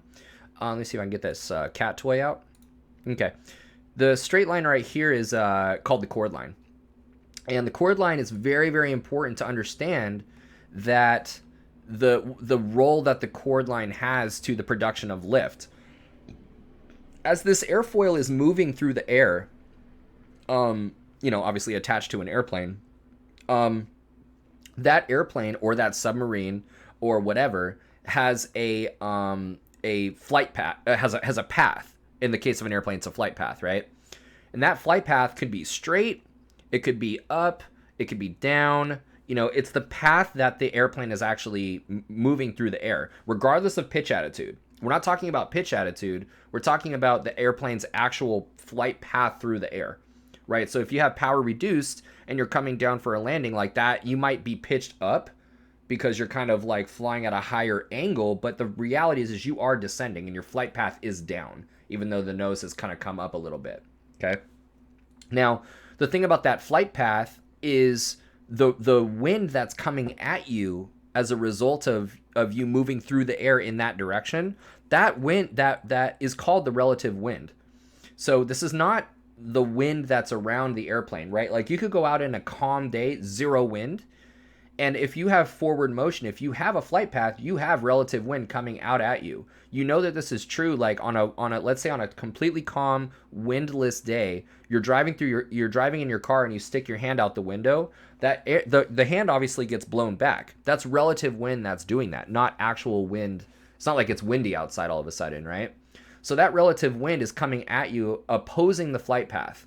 It could be coming up from the ground, right? If you're descending, it's coming up at you. If you're climbing and your flight path is up, it's coming like down at you, right? It opposes the flight path. It doesn't say it on here, but this airplane apparently is going horizontal. It's going this way. Relative wind and the flight path are parallel lines. Okay. So that's what we mean by relative wind. That's what we mean by chord line. And the angle that the chord line and the relative make with each other, you can see these lines are parallel, relative wind and right here, just to accentuate this angle right here. These are corresponding angles. Like if you extended that line, that angle, these are corresponding angles. So that angle is what we call the angle of attack. And the thing to understand about angle of attack is the more angle of attack that we have, the greater the angle that we have between the chord line and the relative wind, the more lift we produce up to a point, up to a certain angle beyond which the airflow over the wing is no longer useful, where it's too disrupted and detached from the airfoil that it is not, it's not literally, like physically speaking, mechanically speaking, it does no work. It is not useful. But right up until that point, it's really nice. This airfoil is pretty dramatically pitched up. Most airfoils, like training aircraft, their angle of attack is around 15 degrees. So right here, we're looking at about like 30 degrees. So they do this because to accentuate and like, exaggerate like their points. So you can see like this is an angle, right? So why is it that more angle of attack produces more lift? Well, because lift is generated from air deflection. Whenever we increase that angle, we increase the amount of air that is deflected over the top of the airfoil. And in doing so, we create a pressure imbalance between the airflow that's over the top and the airflow that's on top of the wing and versus the airflow that's underneath the wing. You can see here that the air that's over the top is rather what we will say is diffuse or spread out. You can see that it's separating. It's very vacuumous back here. It's it's very separated. These lines deviate, or they diverge from each other, right? And so with a divergence in these oil smoke lines, you have a decrease in pressure. Actually, that divergence, that diffuseness, is coming from a decrease in pressure. Sid Fisk. That is a really hard one to say. When I was a kid, I had a speech impediment. That name's challenging me. I can feel it in my brain. So now looking at the bottom of the airfoil, on the other hand, we're looking at very high pressure. As that air, try not to think too hard about it, right? As that angle of attack increases, that pitches up. You have the air collecting underneath and really like pushing up against that bottom of that wing, and boom, that high pressure is really high. So what we have created is a major pressure difference, a pressure imbalance between that low pressure that comes from on the top and that high pressure on the bottom. Now, here's the thing and this is basically all we're going to say about this, because we could get into Bernoulli and why the pressure is like this. We could get into vectors and vector addition, and why drag increases. What even type of drag is this that we're talking about? It's induced drag. We can get into that. We'll get into the types of drag with the X-Wing, but I didn't want to have it be a 4-hour long. I could talk about aerodynamics for hours and teach it over a 6-hour period of time, but let's just get to the fun stuff and just, the lift is produced by deflecting air. The higher the angle of attack, the more deflection we have, and the pressure difference coming from low on top and the high on the bottom. Anything can be an airfoil, really. It's just most things are really crappy airfoils. In this case, you can see here the leading edge. Here's the chord line right here, I guess. Leading edge right here. We got the... What's up, Dragon? What's going on? We've got the leading edge right here. We got the trailing edge right here. Chord line is like this. We got the relative wind coming right at it. Not a great angle of attack that this cheeseburger has. I guarantee you, if you pitched it up and you created that angle of attack, yeah, that cheeseburger would... This is the best slide I've ever seen in my life. It was one of those things where once I saw it, I knew I had to have it. I was just like, okay, I almost like, what I would love to say is that I found this slide, this GIF, and built this entire lecture around this to somehow, like make it relevant, and then kind of like move on. Like I didn't mean to do that, but really it's all about this GIF right here. So when I saw it, I was just like, no way. So point is, as you all probably would have guessed, like wings are way more successful. They are way more efficient efficient at generating lift than cheeseburgers, as you would imagine. Now, what's interesting, I do want to come back to this actually. Yeah, exactly. No, you're right. Like the Mach number and everything. Like the time down, what is that? Hours, minutes, and seconds. Let's see here. Yeah, like these are like milliseconds or something that for some reason, like the analysis is like way overdone. Like the fact that they would do this, So, well, I haven't seen cheeseburger wings on a plane for some reason. Probably because you'd get a lot of bird strikes. I mean, you'd get birds like you'd be getting birds trying to pick off wings, no problem. And then boom, bird strike. They're trying to go after that bed, bro. Or that bread. Yeah, that's probably the number one reason why they don't make wings out of cheeseburgers, because of the bird strikes. So, um, but did they eat the cheeseburger after the test? Yeah, I bet they ate a bunch of them, and then they measured the dudes measured their angle of attack and their ability to produce lift with their expanded tummy. You know what I mean? Once you have the setup for evaluating airfoils, you're not going to make it worse because you decided to put a cheeseburger on it. That's true. So yeah, point is, but what's an interesting actually thought experiment is what's going to happen if you like super through this cheeseburger like this, right? It's going to separate, right? That the leading edge, like if you look at this top bun, that actually is a dope airfoil other than it being a piece of bread. It's a sick airfoil. Look at that leading edge, just the top part of the bread. I mean, aside from the fact that it's the back end sucks, but you have this really good leading edge right here. You got a lot of camber. You have a lot of curvature over the top, flat bottom. I mean, that looks like a decent airfoil, you know? So I don't know. All right, we've got enough. Now, let's talk about drag, okay? But definitely not these types of drag. Not that there's anything wrong with it. You know, everybody is entitled to their own thing. It's all good. We all love each other, and it's awesome. This kid is actually having a good time. He's not crying. That dog, I wonder what that dog is like. Thinks that he's like a chew toy or something.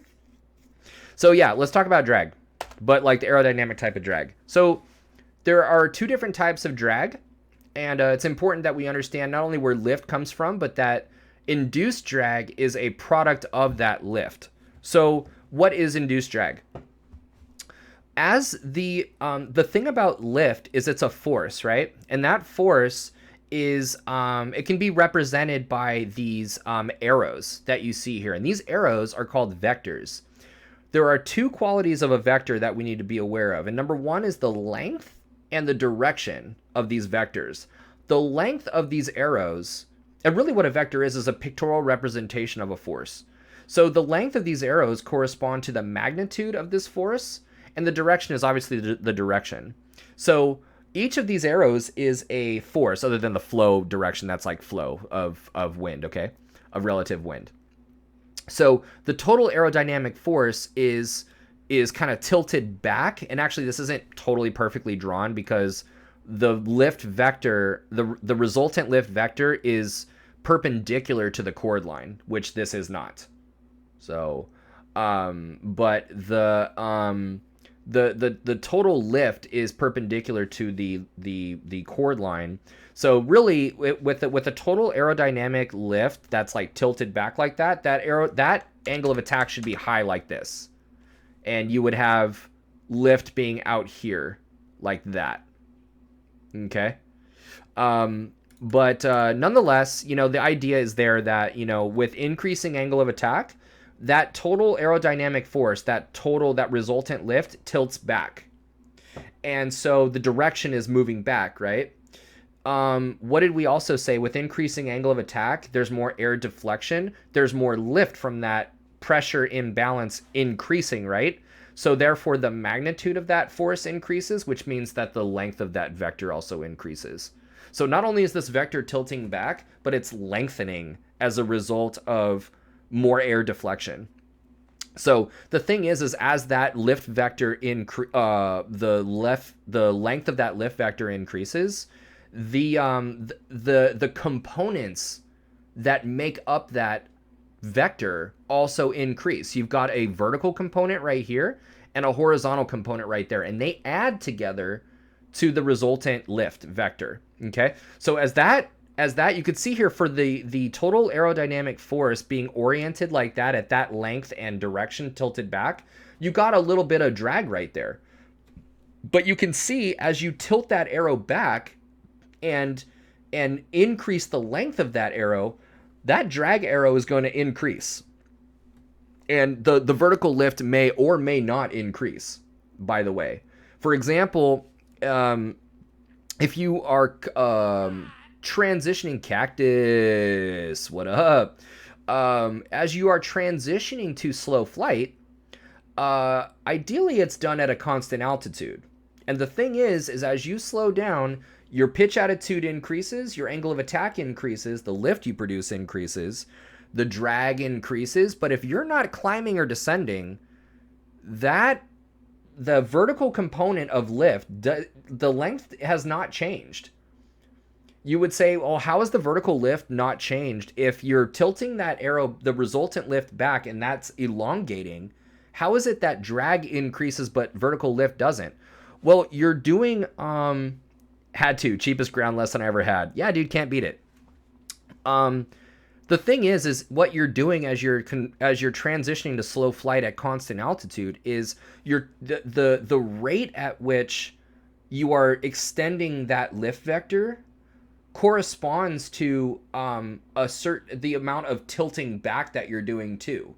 We all know that if you yank on the controls to increase the angle of attack in this transition, you will climb, right? You've extended that vertical component. But if you have it very slowly transitioning and you have it well balanced, you'll actually totally keep that vertical lift vector component the same length as it needs, whatever it needs to be to maintain your altitude. But make no mistake about it, if you're climbing, that vertical component has increased, and if you're descending, that vertical component has decreased, right? So, but anyway, that is where induced drag comes from a vector analysis. Pete's. That is where the induced drag as a horizontal, as a component, as a vector component to the resultant lift vector, that induced drag comes from the fact that we are tilting the resultant lift vector back and elongating it, which elongates the component. From a component's, or I should say, vector analysis standpoint, that's why that induced drag arrow increases. But also, do I have it right here? No. What we would normally get into in an actual aerodynamics like lecture is like induced drag also comes from a fluid standpoint. This is not a fluids discussion. This is a vector analysis discussion. From a fluids discussion, it comes from wingtip vortices. As that high pressure underneath the wing slips out of the wingtip and seeks to rejoin the low pressure on top, swirls around the wingtip, that pulls that wing back. So that's two places where the induced drag comes from. More induced, or more lift, more induced drag. Second type of drag that you got here is parasitic. Okay, and remember, we're talking about drag, so we're going to be talking about the X-wing here in a second, and the things that are kind of hanging off of it. That's what we're talking about with parasitic drag. We're not talking about drag as a product of lift. We're talking about drag from the fact that this thing should not be flying through the air. We are making it fly through the air, right? Now, that is a result of the object itself. So like, you know, that this is why we have teardrop shaped things and not like box shaped things. This is why we laser cut certain things rather than like saw a like leading edge evening Pete. By the way, for those of you new to the channel, I would just you know, if you're to show your appreciation for this material that I put together myself. I do this all the time. Like I have all these different PowerPoints that I put together myself, come from lots of like years and time and money for gaining experience. So I could bring you this information that I love doing. But you know, if you could drop a sub, you know, or a donation to keep the channel going, I'd super appreciate it. You know, so just food for thought. This is why we laser cut things, because if we saw things, they're going to be really rough, you know? And so, you know, this is why we have fairings on the airplane to like reduce presidential. What's going on? Hey dude, I'm glad we connected on Instagram. Let's totally make that happen, dude. And even if it's not in a fancy plane, like I'm planning, we should totally just do this multiple times, you know, and there's a bit more access to the like analog style airplane and not like the fancy one, although I do want to take you in the fancy one. So yeah, different types of drag, induced drag versus parasitic drag, okay? Coming from just the form of things. So ships in space versus in an atmosphere. CDL gift sub from CD. Thank you so much, sir. Ah, you're awesome, dude. Okay. So, yeah, fluids. So ships in space versus in an atmosphere. Okay, first of all, where there's no space, there's no air. And where there's no air, there's no lift. No lift, no drag. Boring discussion when it comes to aerodynamics. Not boring when it comes to thrust or orbital mechanics or the role of gravity over certain pad. Like, you know, there's interesting space discussions, but not when it comes to aerodynamics. Versus if you look at these ships right here going through an atmosphere, you can see it like the water, and obviously this is, you know, computer, okay? But, you know, it's pretty sweet how they like represented the water, you know, reacting to the forces that are the drag, you know, the vortices coming off of the wings. Like, that's pretty dope. That's pretty sick. We talked about fluids being crucial for the production of these forces, and we're focusing on ships going through the atmosphere. For example, look how dope this GIF is, dude. We have these forces coming off of these X-Wings over here and really like rushing up and like, you know, ooh, Discord. Let's see here, hold on.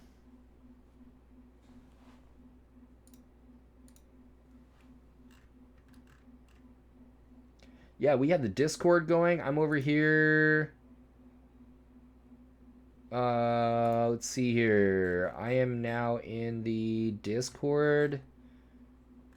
Yeah, don't forget to join my Discord, everybody.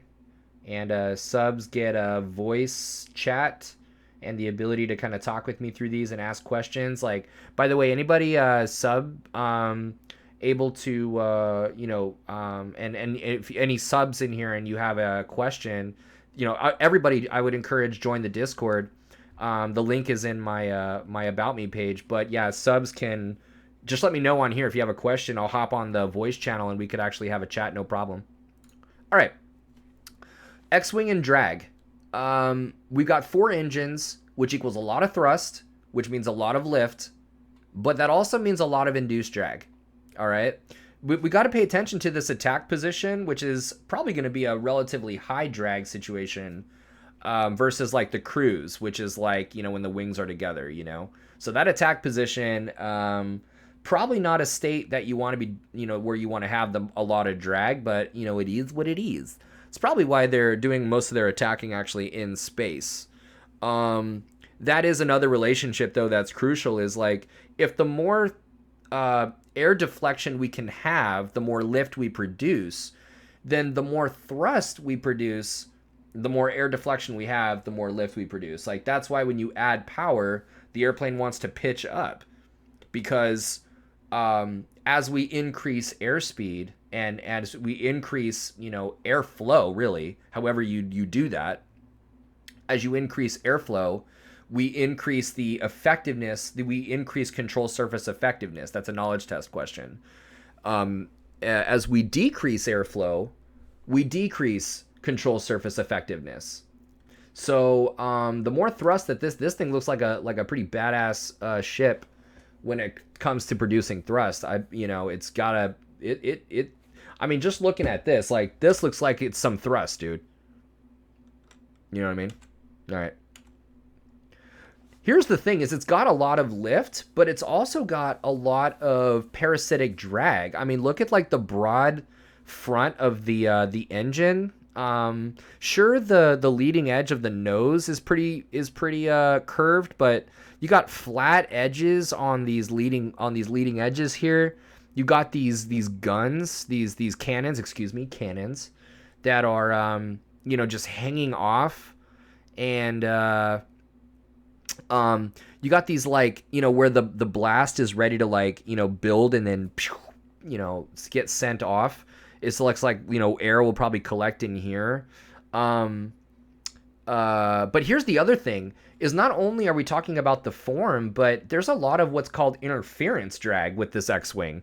Interference drag is a type of parasitic drag that deals with turbulent flow around where the wings actually meet the body and the fuselage of this airplane. So you can see here, there's a lot of space in here where all of that turbulent flow is gonna collect, because not only is there a wing here, but there's a wing here, there's a wing here, here. All that turbulent flow is gonna collect right there, and ooh, let's see what Skipper's got in the chat.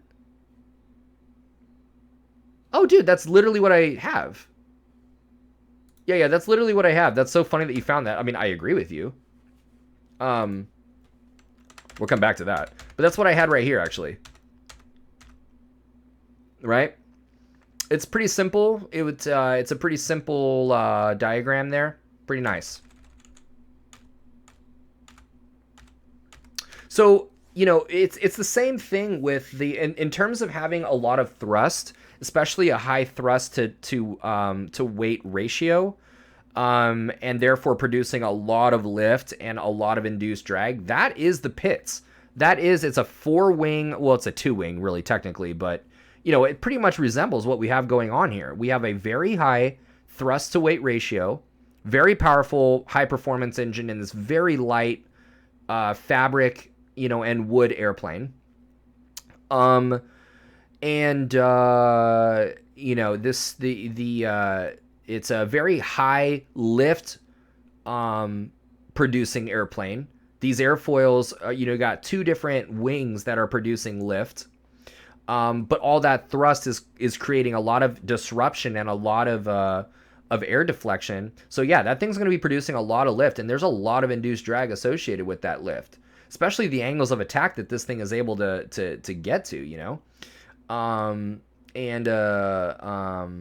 You know, especially like how much elevator authority you have to really boom, like get get really, you know, substantial angles of attack really, really quickly. But this also got a lot of parasitic drag, just like the X-Wing. You've got like not the cleanest design, you know what I mean? I mean, you got these cables running, you got the slaved like ailerons. Sure, you've got the pants right here that, like, you know, keep the flow smooth, but you got this tail wheel hanging off. So pretty similar in a lot of the same, you know, pretty similar in a lot of ways that are aerodynamically relevant. Check this out, CD. I wonder if the last one. Oh, hello, presidential fiance. Yep, you're welcome too. By the way, you're welcome to come in the plane too, dude.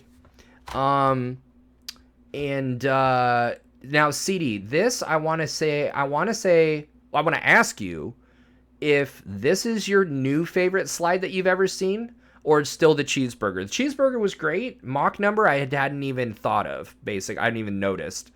But to me, the fact that somebody actually submitted this to Popular Mechanics in 2018, that actually cheeseburger, pretty solidly, I would have thought so actually.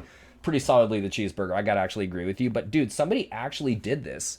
Somebody, computational fluid dynamics wise, took an X-plane somehow, model maybe or whatever, and determined that the drag coefficient, which basically speaks to, I'm not an aerodynamicist, you know, but the drag coefficient, you know, the closer you could get to 0, you'll never get 0, but you are trying to get as close asymptotically to 0 as possible, and you're trying to make the airfoil efficient. You're trying to reduce the total drag on the airplane by, you know, reducing parasitic drag. We're trying to go for 0, and the X-Wing, they evaluated it computationally at a 0.45.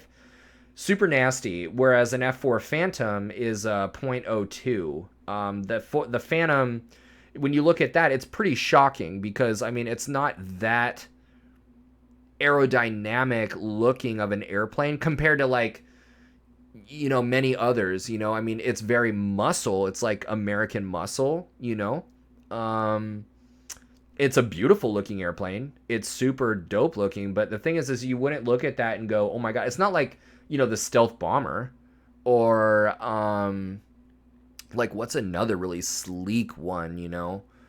It looks pretty muscle car-ish if you look at it. So the fact that something that like muscly can be a 0.02, like, dude, X-Wing, you got to get your shit together, dude. I mean, that what's going on there, you know. But anyway, Here's some other comparative drag coefficients just for comparison here.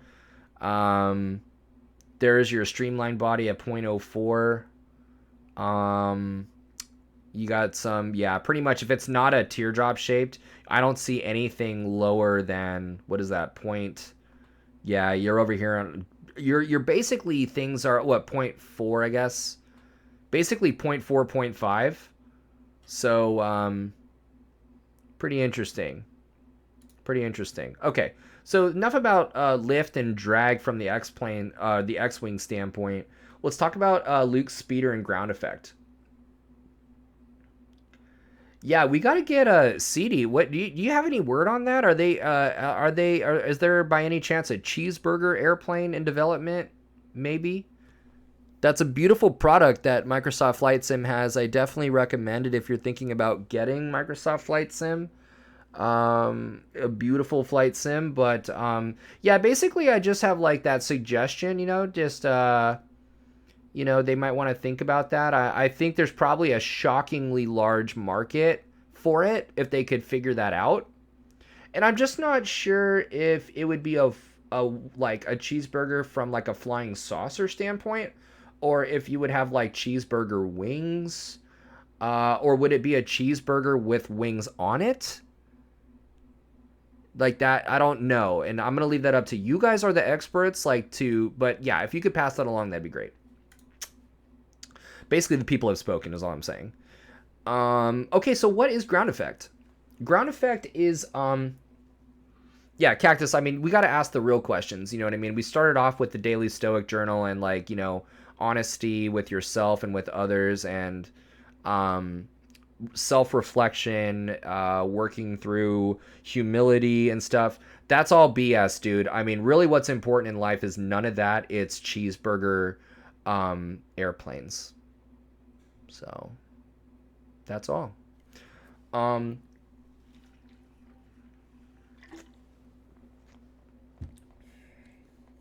Okay.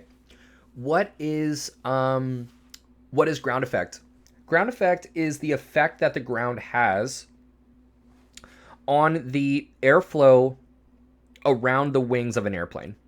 Okay? And what that effect is, as we said, no, you're good. You're good. I mean, honestly, like that, hey, we should be talking about that right now, but we're not. The disruption of what airflow? Remember what we said about induced drag? That from a fluid standpoint, induced drag comes from the circulation of wingtip vortices around the wingtips of an airplane.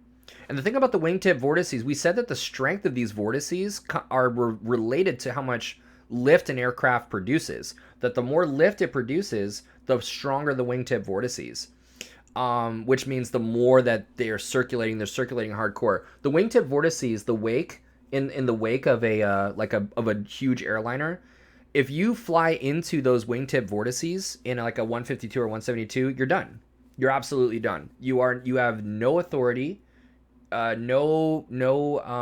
not like, you're gonna be in a spin and then opposite rudder, power idle, ailerons neutral, like rudder opposite, what you go through the pair model. No, you are in the ground. But here's the thing is, like, all lifting bodies produce available freeware for Microsoft Flight Sim, X-Wing, TIE Fighter, Millennium Falcon, Top Gun, F-14, Snowspeeder. What are you even talking about? What are you USS Enterprise, DeLorean? Okay, are you saying that those exist or that they need to? Because, Skipper, if that's the case, we're done with this lecture and we're all downloading that and we are, like, flying that right now. But no cheeseburger. Cactus. Well, Cactus, so negative. Always, Cactus, with you, like, you always are pointing out where there's no cheeseburgers, And it's kind of like there's... Let's see here. Hold on. No way, dude. Oh my God, bro. Oh my God. Okay. Oh, dude.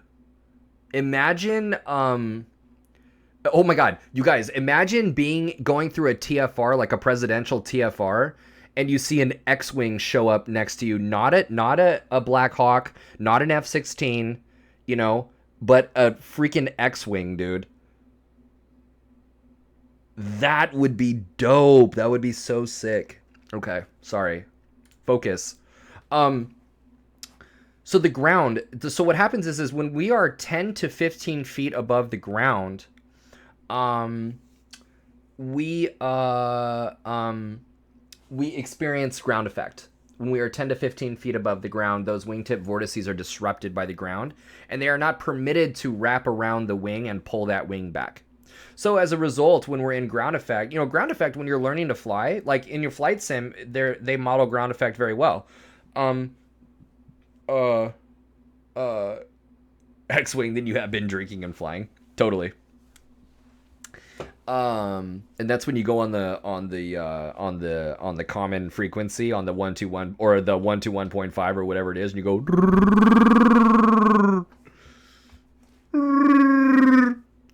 and as a response to like wagging your wings, and they're like, leave the TFR immediately.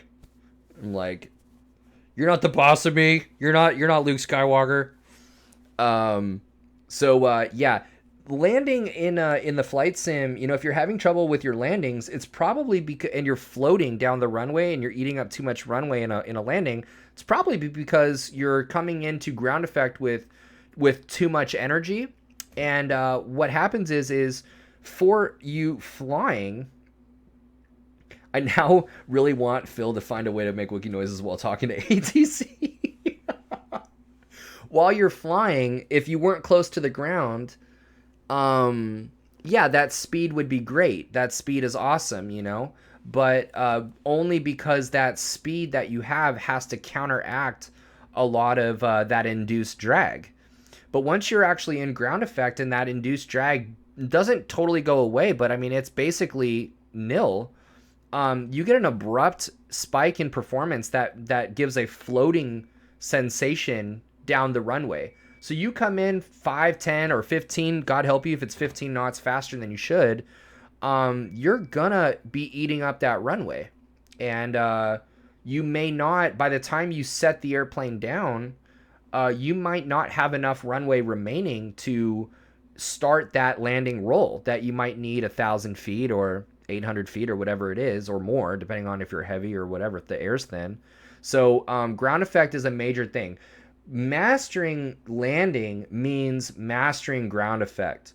Where does it start? What kind of energy do you go into it with? Where do you enter ground effect if you want to land on a certain spot on the ground, right? A spot landing, like a short field landing. Master ground effect. Skipper, I remember that. Oh my God, dude. Did you listen to the ATC of that, by the way? Okay. So, it is necessary to, necessary things to produce lift, aerodynamically efficient, but must remain. Basically, these are the necessary things to produce lift. We have thrust. Really, thrust should be, forward, or actually, thrust should be, should be forward like it is, but exhaust is like backward, and you have like equal and opposite. You have equal magnitude but opposite direction forces with that jet in the back. So you have thrust going forward. You have that rounded leading edge and that trailing edge, right? You have that chord line going through the middle of the ship. You've got relative wind coming at that opposes the flight path. So you have some sort of angle of attack, not much. It looks pretty flat actually. This isn't it's not meant to be flying. It's supposed to be levitating or whatever, it's a sci-fi things, but you do have that leading edge. And so you presumably have lift that this thing is producing. And so where you have lift being produced, you've got vortices that are hanging off of that are trailing off of this craft. And when you're in ground effect, you've got the suspension of this vehicle on those vortices, essentially. It's a little cushion of air that's beneath you that's not able to circulate. We have aircraft that fly specifically in ground effect only. That out of ground effect, they are not viable. Right? Here's an example of an aircraft that is not that does not leave ground effect. It's an extremely smooth ride, apparently. And, you know, it's carrying these people, I guess. It's a multi-engine aircraft. Look at that wing on the back. Look at that horizontal stabilizer. But yeah, this aircraft hangs out in ground effect the whole time, you know.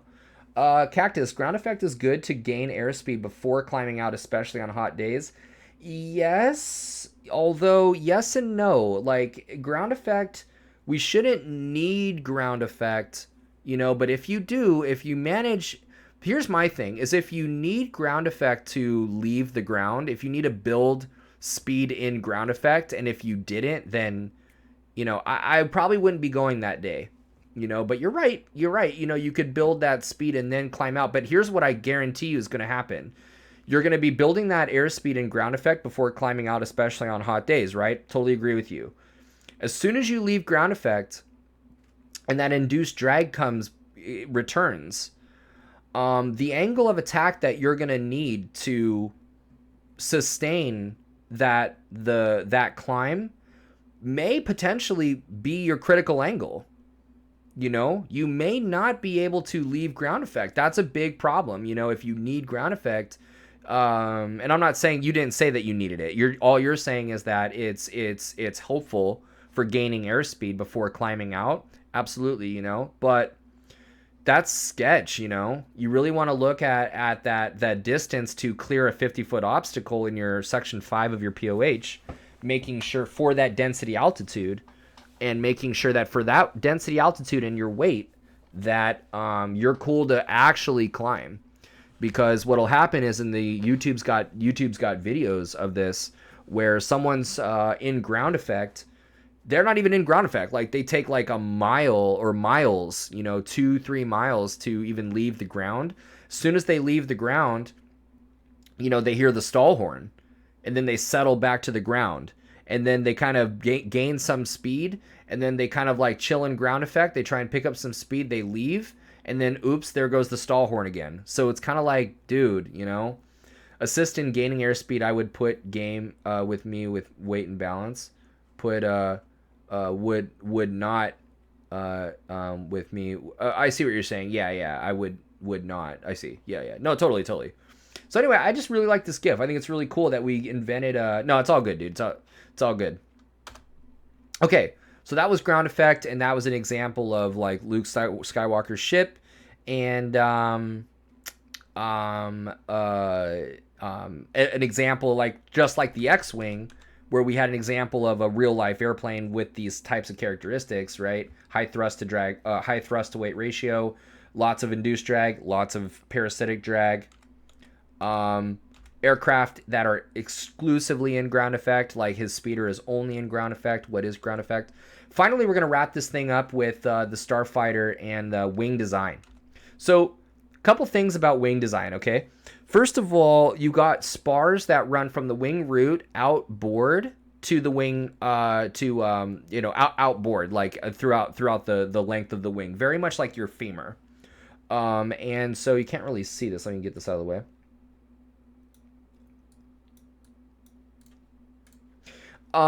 These spars are the main, like, boom, like, beef of the structure of this internal skeletal structure of this wing.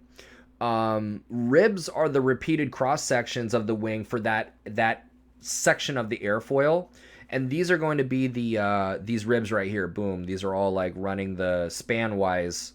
They're cross sections of that. These ribs are spaced out and strung together by stringers. Actually, stringers are like smaller, thinner binding strips of metal that help hold everything together. And all of these are held in place by rivets, and that's what you see on the tops and the bottoms of wings. Everything's bolted together with rivets. So with that, it's really interesting to kind of look inside the Starfighter and see ribs and see this spar right here. It looks like a forward spar and an aft spar. That is what wings actually have. You've got generally a leading and a trailing spar, a beefier leading, and the idea is between the spars, the ribs and the stringers and all these points of contact, that the load that is the force of lift, right? When the lift is applied to the structure and load is forced onto the structure and the structure is stressed, that this stress is not concentrated in really any one particular place. It's distributed. The structural stress is distributed across the wing in a lot of different places that amount to what's called a limit load factor. A limit load factor is the amount of stress, the amount of G's that a structure can take before you start permanently deforming the metal, not breaking the wing off, but anything above the limit load factor for a given wing, you start the metal starts going through what's called permanent deformation, and where the actual composition, not the composition, but the makeup, the order, the actual molecular, the ordering of the stuff that makes up this metal starts slipping and permanently residing in a different place than where it started, versus a structure being able to take stress and flex and then come back, right? That is different. We see wing flexion all the time. Wings must flex, in fact. There are some situations where flexing actually strengthens certain types of materials. Flexion and compression and things like these things will sometimes strengthen materials, but metal in particular, being malleable, has a limit beyond which it does not resist, or flex back. It actually bends permanently, you start, so, and then you need things like eddy current, inspections, and UV fluorescent inspections to look really closely at microfractures and other kind of cracks that you wouldn't see with your naked eye, that under normal stresses may propagate and result in an absolute, an ultimate mechanical failure. And so you don't want to be pushing that structural stress limitations, and those structural stress limitations, those limit load factors, they are specific to categories of aircraft with respect to the categories of aircraft with respect to the certification of an aircraft. So when an aircraft gets made, the amount of what their category is, normal category or utility category or acrobatic category, right? These are different levels of category that an aircraft design is certified for. Certification with respect to the category and class with respect to the certification of aircraft. Normal, the limit load factor, positive G wise, for a normal category aircraft, 3.8 Gs, right? If you're going to certify an aircraft with the FAA as under the normal category, that certification with respect to that category with respect to the certification of aircraft, if it's a normal category airplane, needs to be able to, or a normal, if it's under the normal category, needs to be able to withstand a positive 3.8 Gs. I want to say it's minus 1.1 or something like that. Negative. God, I hate negative G's so much. I know, dude, Cactus, me too. You know what I mean? Test pilot would be wild. That'd be crazy. So yeah, definitely don't do it. And that's why when we do for real aerodynamics lectures and when we go for real up in the flying lessons and whatever, we need to understand, and we go practice steep turns, or we practice these things, we need to really pay attention to that bank angle and the speed at which we are doing certain maneuvers, That's the cool thing about operating and below your maneuvering speed, your VA, is the airplane will stall before it is overstressed. That's very, very good. That maneuvering speed can vary. What that speed is weight dependent. The lighter you are, the slower, the lower that airspeed actually is. The higher the greater your weight. At max gross, VA is a speed taken at max gross weight. So it's a crucial airspeed that you want to be kind of comfortably below when you're out there doing like performance maneuvers like steep turns or whatever, because these wings cannot take an unlimited amount of strength, or of a stress rather, you know. But when you're flying an acrobatic airplane and the limit load factor is 6, if you're not trained to breathe correctly, and if you're not trained to hold on to the blood like in your body, in your head, in your legs and everything, like they go through that training in aerobatic training, you'll probably pass out before you approach that limit load factor. And some of these airplanes that require like a fighter jet that requires a pressure suit to cope with those types of G's. I mean, dude, you'd just be turned into a freaking puddle, by the end of it. So it depends on wing design is crazy. Blackouts and redouts are coming to Microsoft Flight Sim in the next update. Oh yeah, baby, more realism coming at you.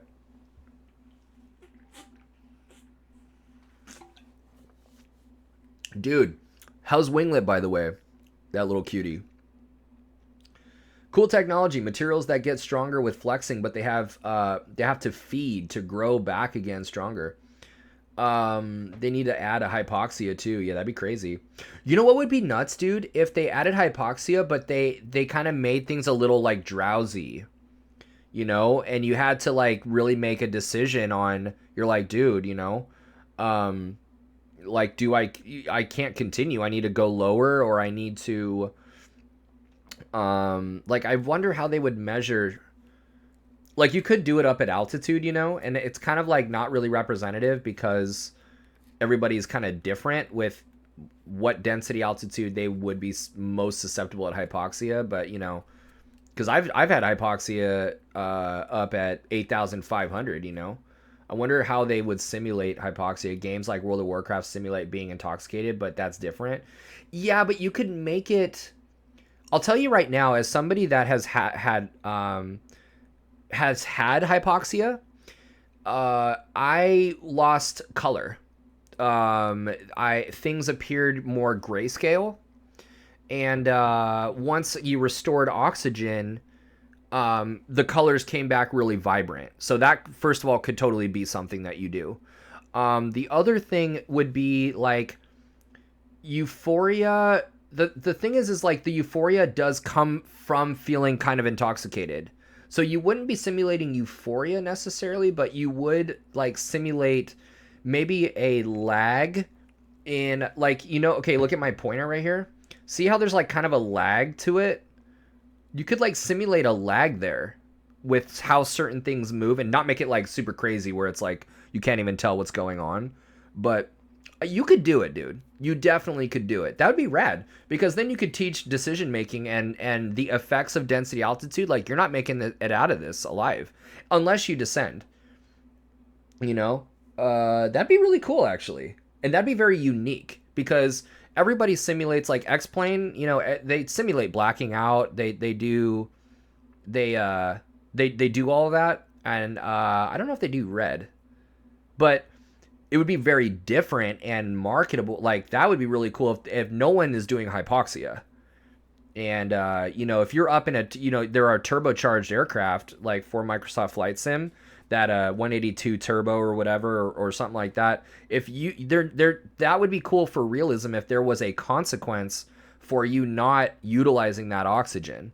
All you got to do is just look and turn the oxygen on. And then, you don't have to make a big deal out of some animation or whatever of putting the, is it, is it pressure or whatever. But, yeah, Beardsley, I bet you have. I bet you've heard a lot about the 182 turbo. So I don't know. Something to think about.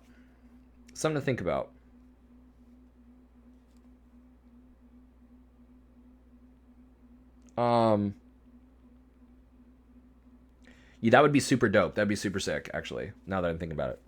Okay. Now, the other thing, too, about the Starfighter is a space shuttle exploration game would be cool, too. Oh, my God, dude. Of course, dude. Well, that's the thing. So, Zach, I hope Zach's in here still. Dude that's in here often, he's like, dude, you should do Kerbal Space Program, which I totally would. I would need practice, so I, like, suck less at it, but I love Kerbal Space Program, dude. That game is the bomb. And that could be something like down south, you know, like where you do that, you know, you do explore, and you conduct science. I would definitely do that. I would definitely consider that. Right now we're doing, like, I'm doing Scary Video Game October, but dude, open game after October. Have you heard of Balsa Wood Airplane Simulator? Oh yeah, I have heard of that, actually. I have heard of that. Very cool, very cool. Like an RC airplane simulator, you're saying? It's like RC airplane simulator, I believe. So we have the Simple Delta. We have the Simple Delta wing that we see in real life.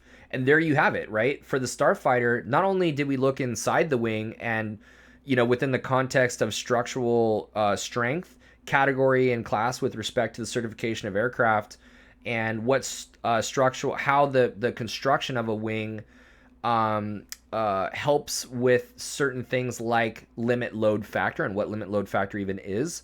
But the shape of it as well is something that we see here. This is what is called a tailless delta wing design. And according to this source that I found right here, again, I'm not an aerospace engineer, not an aerodynamicist. I do want to go back to school for that because I think aerodynamics looks really, really awesome.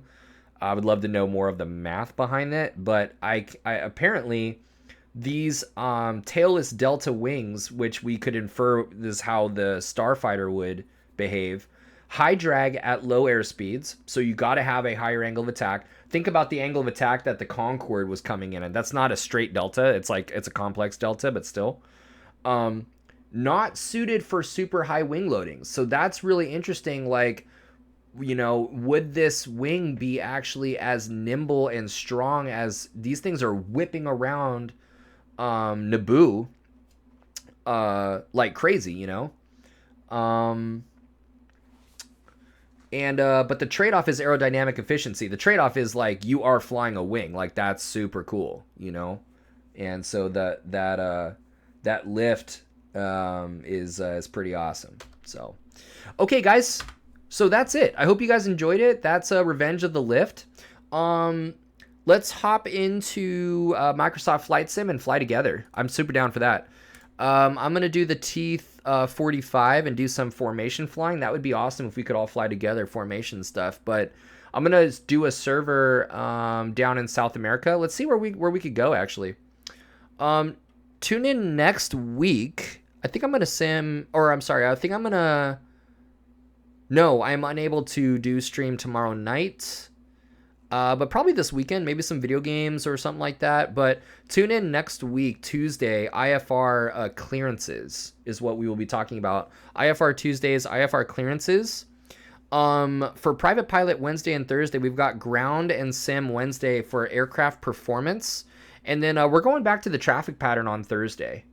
You know, just food for thought right there. All right, cool. Hope you guys enjoyed that. Let's do.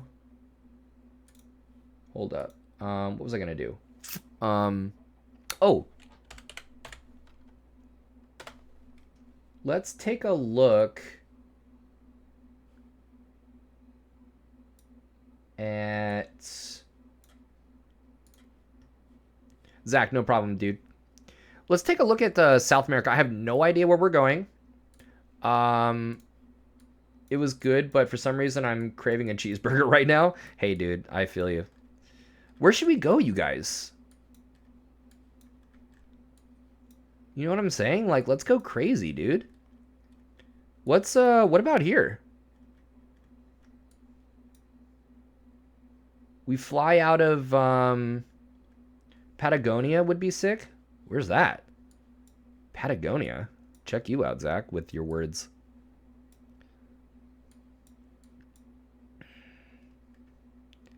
Oh, Panama City. Okay, so somewhere like in here, huh?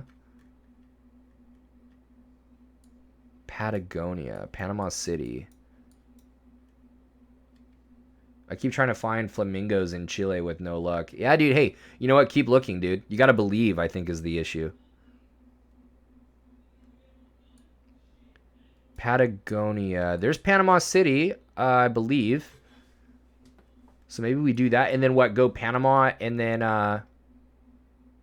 just go south?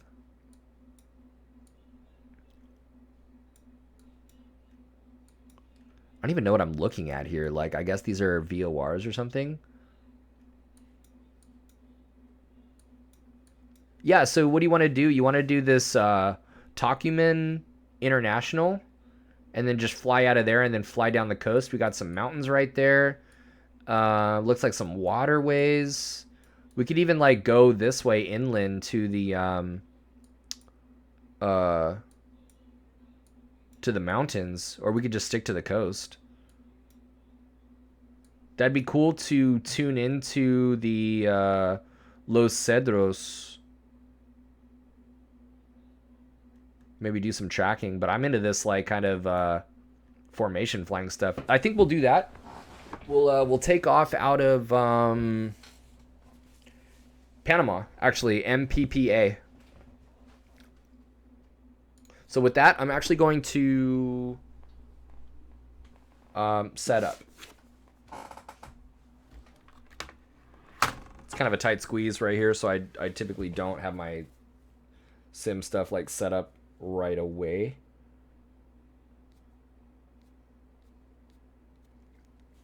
Cool. Just take a second here.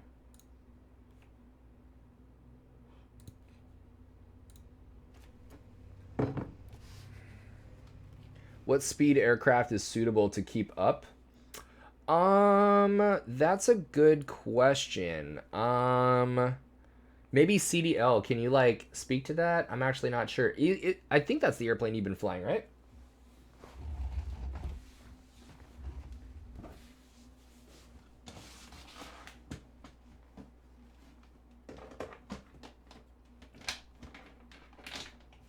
What I can tell you is that it's a still probably have 10 minutes left on the update. All right, cool, no problem. So I think I work for Honda, and we're currently building stuff for space exploration. No way. Are you talking about instrumentation, or you're talking about like spacecraft? Oh yeah. So 250, 300, Zach says. 250 or 300. Oh, instrumentation. What, like sensors? Or measuring what? Measuring like light, or like communication, or like what kind of instrumentation? Oh, robots and stuff. Dude, that's so sick.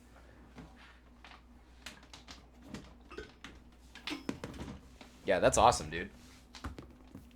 Cool. GA Verigo. GA Verigo. Not sure. Oh, dude, I've been using the I'm not in that department though. I'm in finance. Still, dude, you're still a part of like a rad team. Oh, Vertigo. GA Vertigo. Oh, I don't know. Is that the name of a plane? That sounds like a really bad omen to name an airplane Vertigo. Coming from like a, IFR instruction standpoint, like you're trying to not have spatial disorientation at all cost.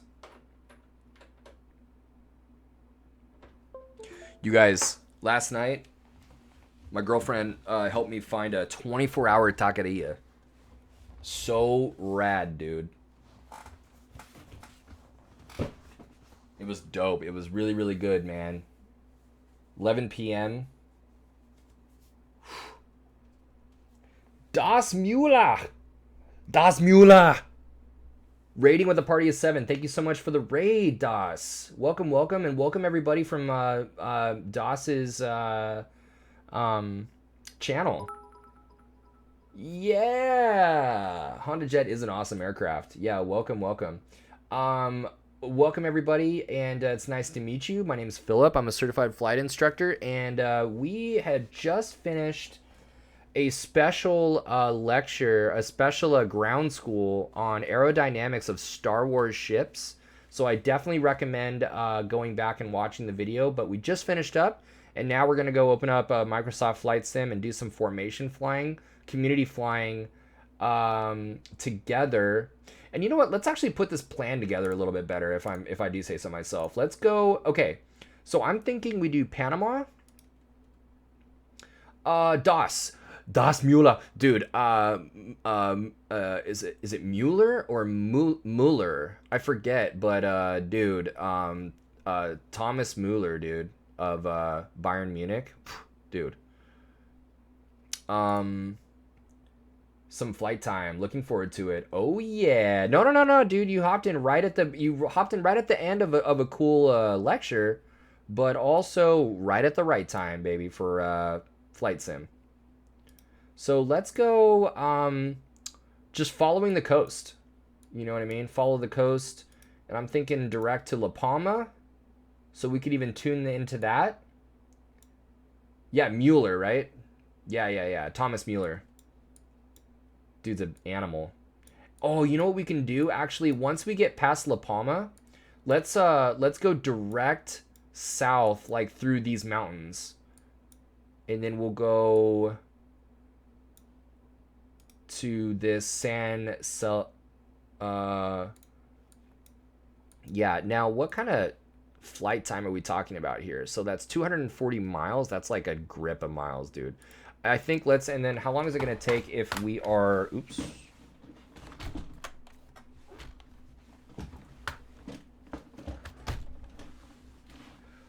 Dude, presidential, handle it, dude. Let's do it.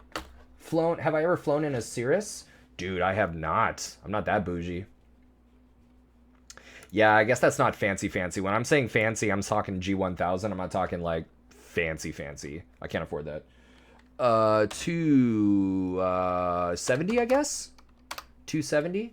Since you're in the flying world, are you a fan of those Breitling watches and all those pilots seem to be wearing? I don't know, man. I mean, I'm sure they're great. I'm sure they're awesome. Oh, dude, we could do this at 270. We can do this in an hour. Where are we at? We're at 10. That's 11 p.m. Come on, dude. We can do that. We can do that. And then we'll land there. We'll land at these airports, dude. And then we'll go from here. We'll cut in, dude. We'll cut in to El Caraño.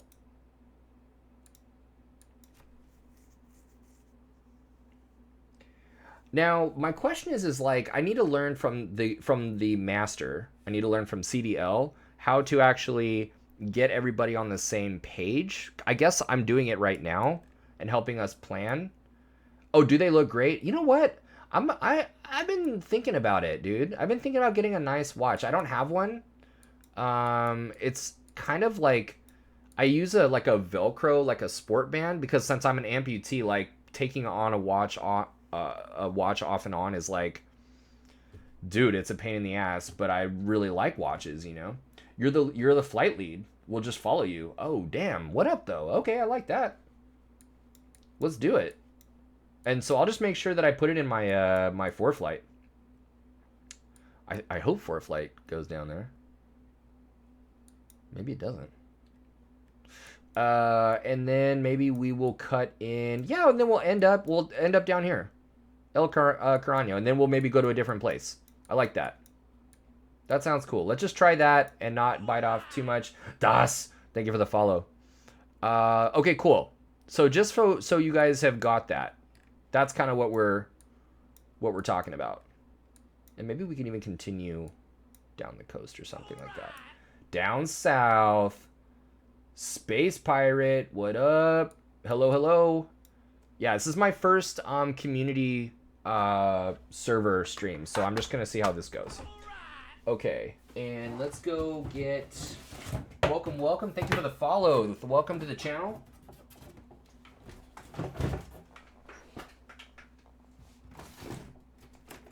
And I'm just gonna do this, and I think I'm going to do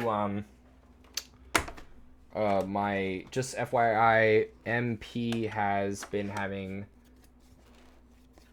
issues today. MP. What's MP? And why have they been having issues?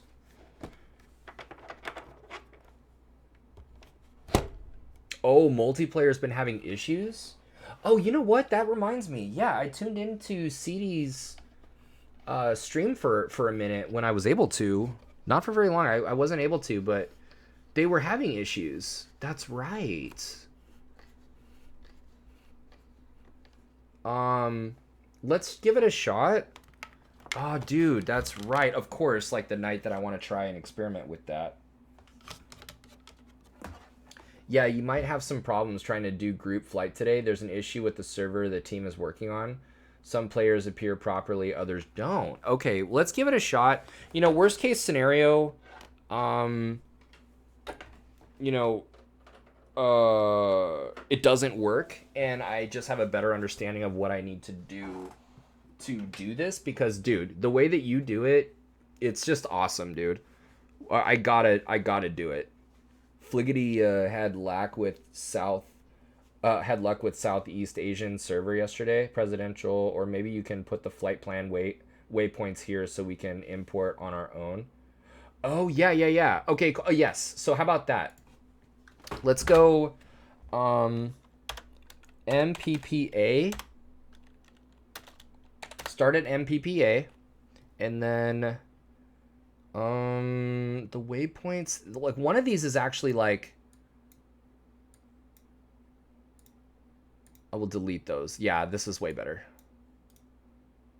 Okay, so MPPA, those things. Great idea, presidential. Very presidential suggestion of you. West USA, I doubt it. I don't know, actually. I have never looked at the types of servers. But this is Central South America. SKUI.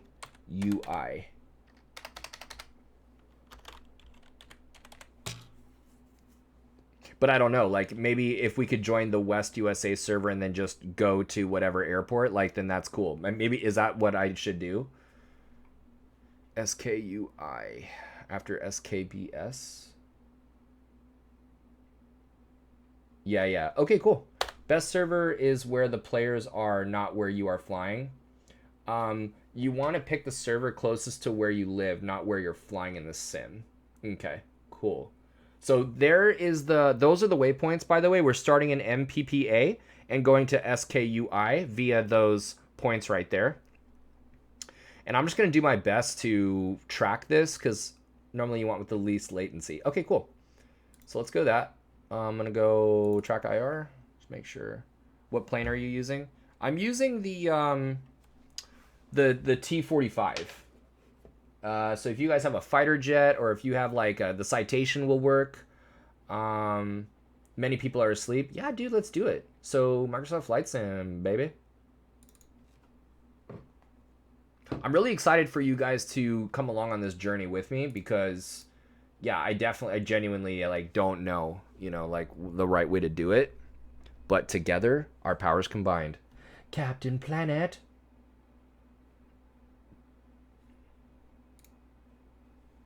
Cool, just waiting for this thing to fire up right here. Oh, you know what? This is going to be perfect, because my Microsoft Flight Sim, I have Navigraph. So boom, dude, I know exactly where I'm going to go. Awesome. Beechcraft King work?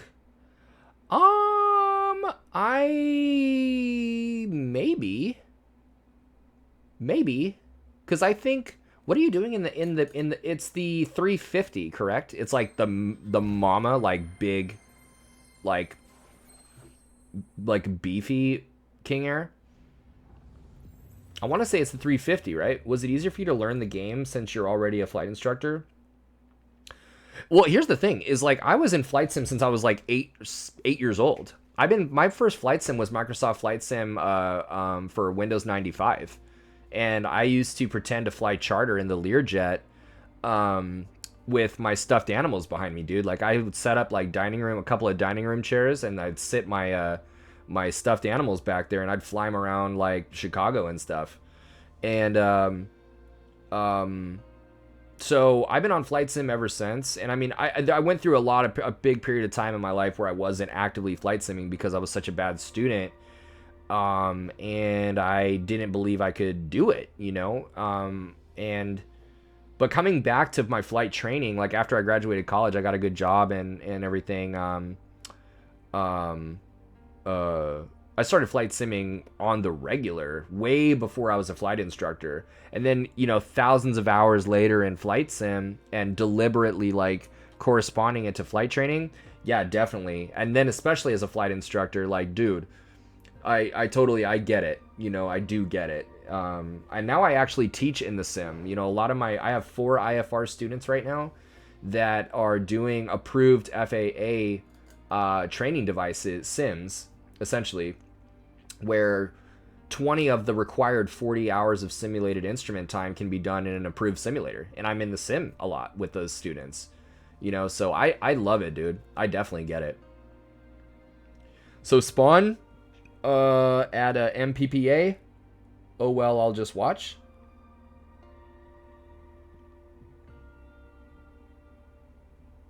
Yeah, I think that 350 might work. You could always try it and then just spawn at if it's too slow, like you could just spawn at an airport along the way. Like I'd like to land at these airports. Do I use this Microsoft Sim with the students? So yes and no. Like first of all, like as an instructor, I'm on here, you know, giving education and showing good techniques and stuff. And that is really invaluable. Look at this freaking airplane, dude. Okay, really quick, I'm going to come back to that. So where am I going? So I'm going to go to the map, I'm assuming. And then I'm going to go to, what, flight conditions? And then multiplayer, I'm assuming. I'm going to go all players. Yeah, and Z-Windex, you know what? I'm just going to, like, go spawn at, like, the runway. Like, I'm not going to taxi. Like, I'm just going to spawn at the runway. Dude, let's get rolling, bro. All players, okay. And then air traffic off? Or... also select West USA server at the top. Well, so that's what we were saying is... oh, West USA server. All players off and preset. Sounds good. And then we're going to go... where is the... yeah, West USA. So what about this East USA? Click your name in the top right. Yeah. Thanks, dude. So I 52 MS. Those look pretty good, right? So just do like West USA. CD was saying do it like where you live. Looks pretty good. Status online. So there you go. Now what did we say? We said MPPA. Dude, I am so pumped to do this with you guys. Is that where we are? Yeah, there it is. Sick. Now let's go. Love it. Lower the better. Okay, gotcha. And then we're gonna not really worry about that. We're gonna put everything into Navigraph. But so who cares about all this stuff? Is it better to have like no clouds, like clear skies, or do we want like some? I don't want to like overthink it. I think that's good, right? And then just go fly.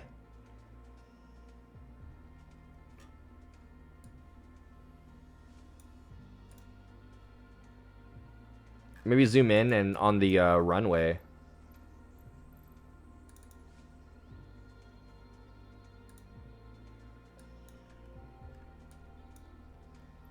Yeah, what's the wind is 270 at 2. Where on the ramp are you spawning? Let's do it's good unless you want it. Nah, I'll do a flight plan and a Navigraph. And I posted it right there, so I think that's good. Let's do I mean it's like a straight crosswind, so it really doesn't matter. Let's do a flight. Let's start on this on the runway 36. And then it'll be a right crosswind turnout. And then that's it, right? Looks good. I'm gonna go fly.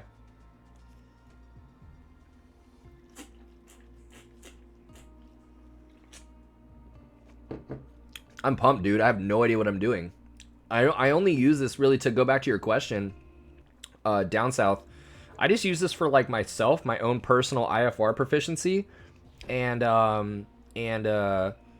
you know, my staying sharp on procedures and stuff. And like, I have done no real exploring of the world in this beautiful game. Okay. Oh my god, dude. Can I get rid of the Oh, you know what? Let me go back to my thing here. Hold on, your comp is fast as fuck. Residential. Yeah, sorry, dude. Okay, cool. And then I'm gonna come here.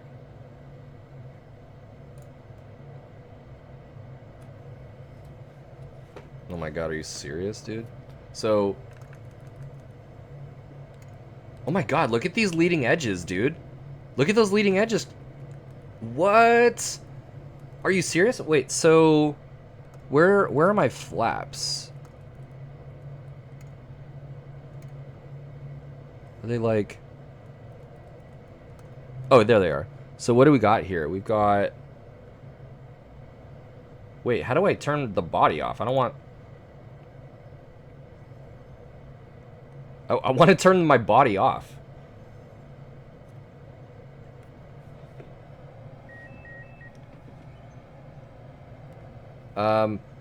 So I'm gonna do settings, and then navlog. Okay, navigraph. We're gonna do navigraph.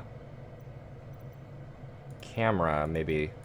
How do I turn my body off?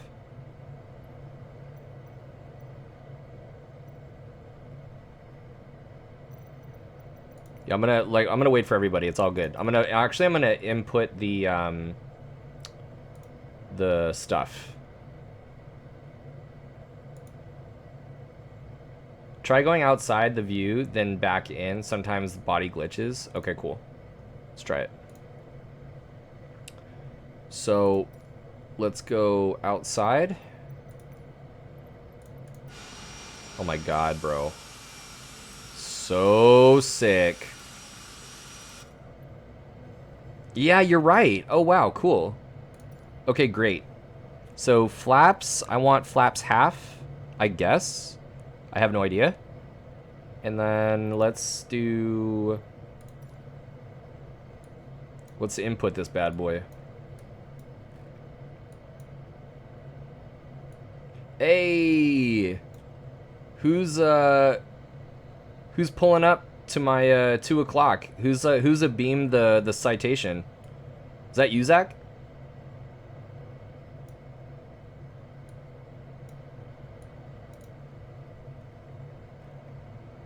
Hey, buddy. Okay, so going back to the plan, and then I'm gonna leave it on the... So let's see here. We've got... What did I say? Okay, MPPA. Oh, first of all, we got to get rid of this. God, thank God for this navigraph situation, dude. I'm going to clear the route. You guys, I can't tell you how freaking excited I am, dude.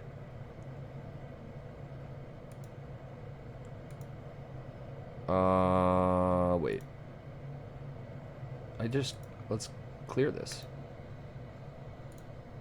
Okay, oh, actually, you know what? Not clear. I need to go to flights and then new flight. Okay. Input is going to be MPPA. And destination is SKUI.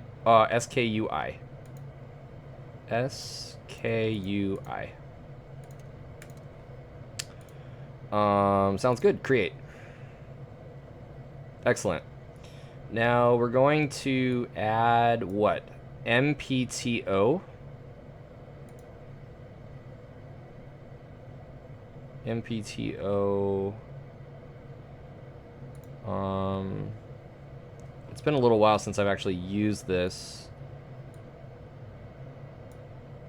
Oh yeah, dude, Discord call. Let's do it. What? Just go into the voice channel and the Discord. You could just like go in there and subs, like, feel free. Feel free.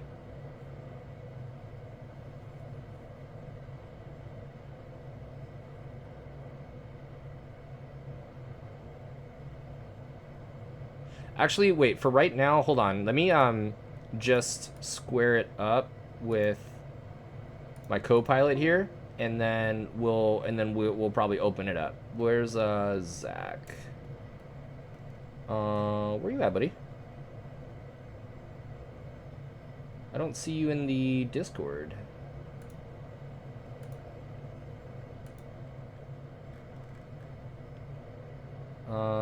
Zach. And then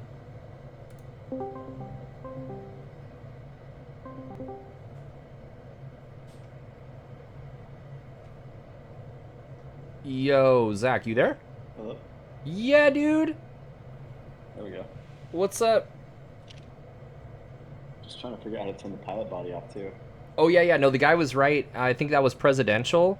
That you go into the camera and then external and then go back internal and you're gone. What's the hotkey for external views again? I don't know. Let me see. I just went. Oh god. I just went to the top menu.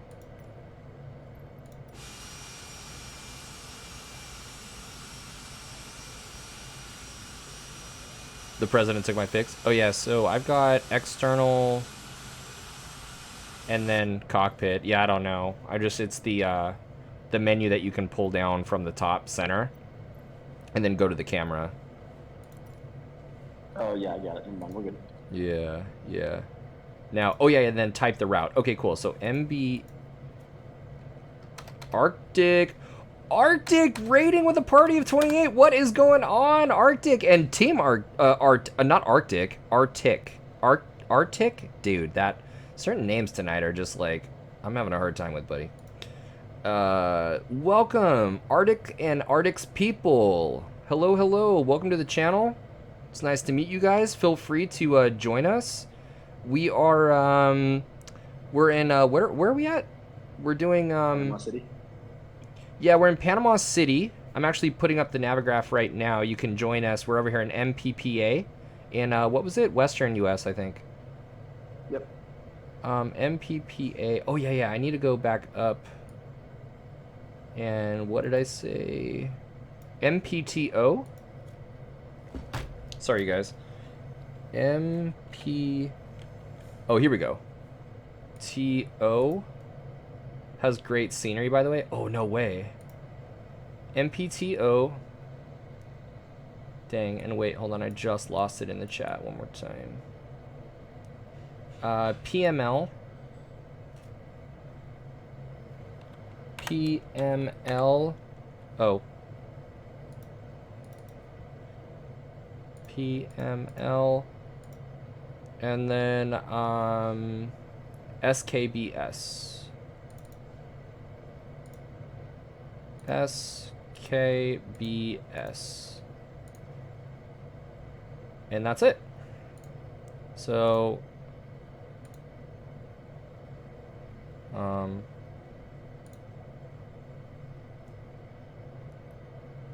the value must be waypoint or the S. Oh, Arctic. Hey, yeah, I'm glad too, man. Thank you so much for the raid and for supporting the channel. And for the referral. And I have to run off to bed, man, but look forward to seeing you in the future. Absolutely, dude. Thanks for stopping by, and we'll have to do this again. We'll rain check it. How about that?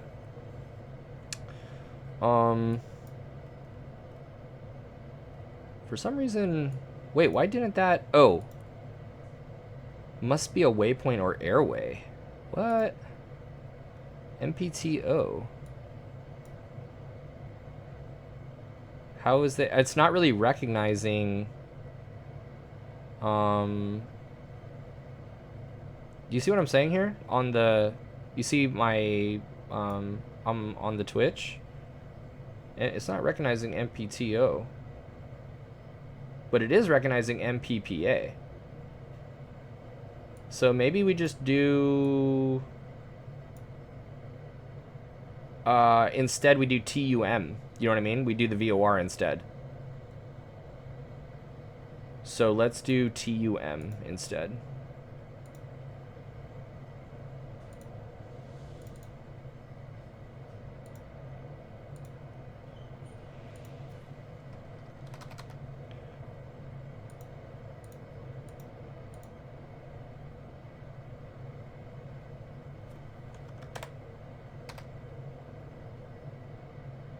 Big oversight. It's a payware. Should have clarified. Oh, gotcha. Well, I mean, I'm assuming that they have the VOR in there. Dang it. Why is this thing...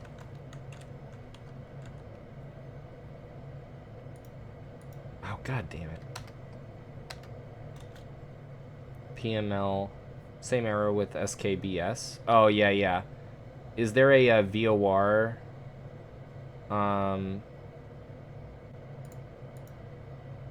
Yeah, there we go. Okay, cool. So then in that case, let's do... Yeah, let's do the VOR. It looks like it's happy, and then... And then what?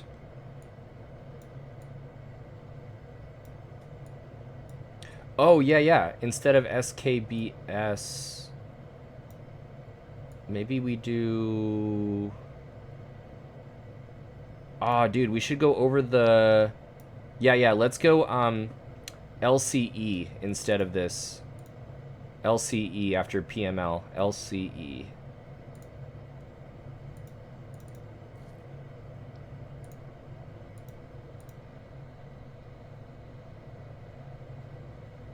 And then I'm just... This thing needs to, like, chill out. Oh, there we go.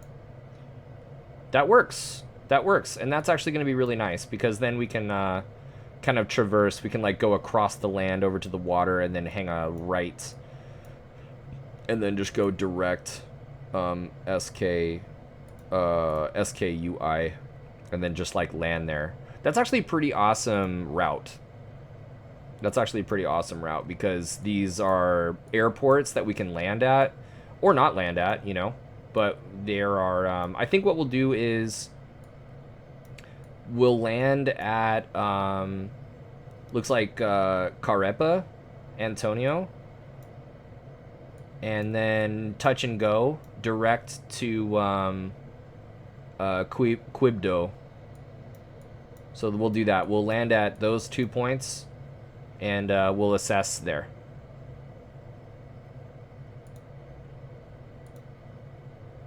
Zach, how you doing, bud? Good. You disappeared off the ramp for me, though. Say again? You disappeared off the runway for me, though. Oh, really? Weird. I definitely have the citation in front of me. But is everybody... Am I, like, not visible to anybody else, really? I wonder what the issue is. Yeah, I can still see the citation, too. Oh, no kidding. Okay. Oh, you know what? Maybe because you're, like, right... Are you, like, right behind me? I think there's a proximity thing where if you're too close, it'll actually like fade. Oh, I don't see you at all. I see the citation. Let me actually go move up ahead. I'm gonna move. Yeah, go right between the 1,000-foot markers. Yeah. Now for some reason...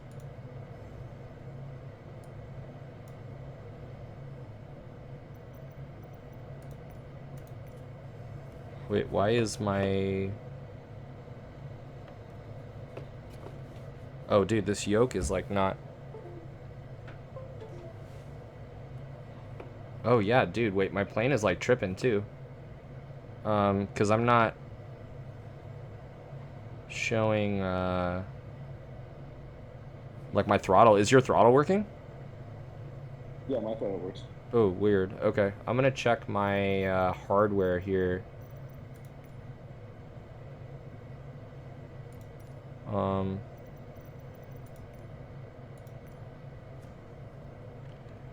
Yeah, Skipper West, West USA server. Controls option. And then I need to go to the yoke and then make sure that power management, throttle. Yeah, I mean, it should be working. Weird. Okay. I'm just quitting out to the main menu and coming back real quick. Yeah. Yeah, mine is tripping. I might do that too. Yeah, my yoke isn't working, my controls. Okay, so what I'm gonna do is go Navigraph.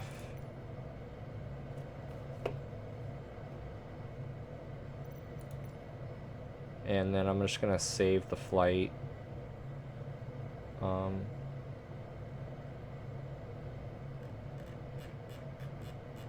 actually it should save it automatically, I think, right?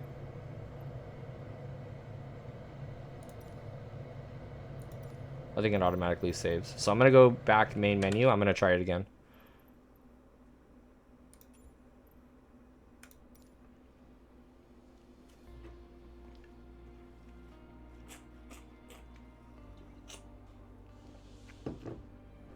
It was working for a second there.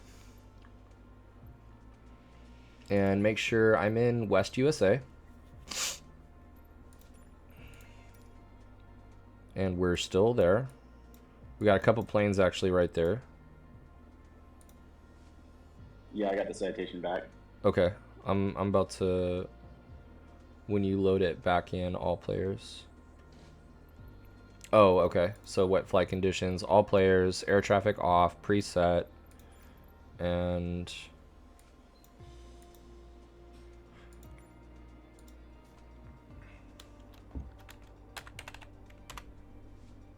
MPPA.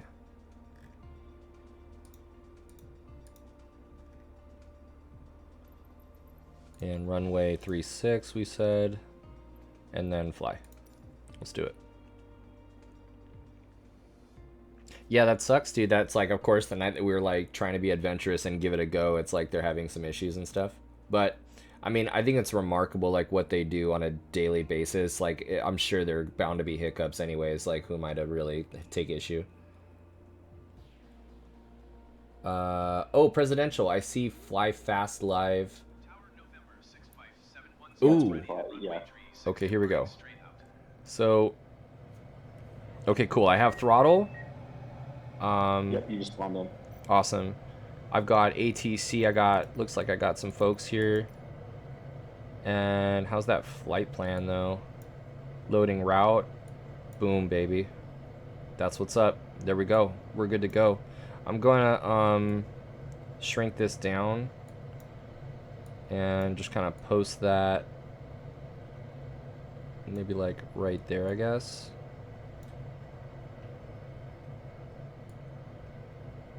And I'm just gonna like eyeball. So do you even part 141, bro? How do you know someone's a pilot? I see a big ass Airbus behind me. Dude, we're are we all here? Are we good to go? I think so. Can you see me? What's that? Can you see me off to your left? Oh, is that you in the looks like a Mooney? In like It might just be modeling it different for you. Oh yeah, because I don't see you in any jet or anything. I see you in like there's a blue airplane. Okay. Clipped, your plane looks like an Airbus to me. Oh, are you serious? I wonder what's weird. Okay, let's where's the parking brake? It's right next to the hook on the right side. Oh, hook on the right side. Parking brake, bam. Okay, so are we getting going or what's up? Yeah, let's go full. All right, let's do it, dude.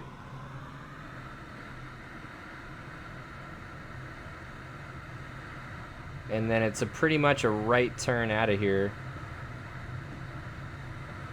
Airspeed's alive, I'm assuming. I don't even know where to look. It's on the left side of the hull. Oh, dude, there we go. Duh.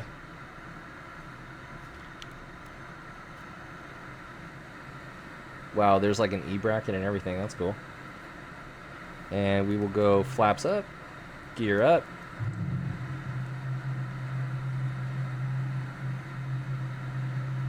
Cartel. How many hours you got? How many hours you got, Goose? We're now, Zach. Where are you at? I'm probably half a mile behind you. Okay. Dude, we know we gotta go low level between these buildings right here. You want to slow down and try to hold 250? Yeah, let's hold 250. That's true. I had this thing freaking gunning it. So I'm 330 and slowing 320. Try to gain someone in here. Yeah.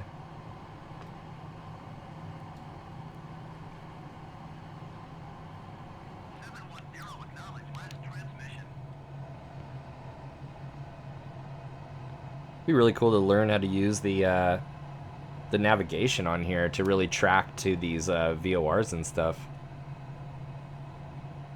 All right, I'm 270. I'm getting my CFI. Just got my commercial single engine land. Oh, fantastic. Yeah, you know what? Cartel, I do have some advice. So first of all, that's phenomenal. We need we need more really great dedicated CFIs. My advice would be, I'm over here at 240, Zach. Yeah. My advice would be to, if you haven't already, is be a get your advanced ground instructor certificate. It's a separate certificate. You know, you just got a commercial. You know, you upgraded your pilot certificate to the commercial from private. So you'd get a ground instructor. You should enable player name tags. Oh, dude, how do I do that? Let's do it. Can you see people flying next to you and their names? No, I suppose not, actually. Yeah, hold on. I'm gonna trim this out, and then external. I'm following the citation. I lost you. Okay. I think I'm gonna backtrack and see if if I could come find you guys. Do you see La Jolla Airport straight out ahead of those buildings? I do. I do have the airport. I have the Panama City airport straight ahead. Let's find a point and try to meet there. Yeah, I'll circle. Yeah, I've got Panama. What is that? Tocumen? Oh, I think I might see you. I've got it near nag time, so I can see your navigation lights. Yeah. How do I turn on the How do I turn on those tags? I'd love to see you guys. Is that like a escape? And then options or something, or is it like ATC maybe? No, not ATC. I just saw somebody fly by. Yeah, I just passed straight ahead of you. Yeah, how do I enable the tags?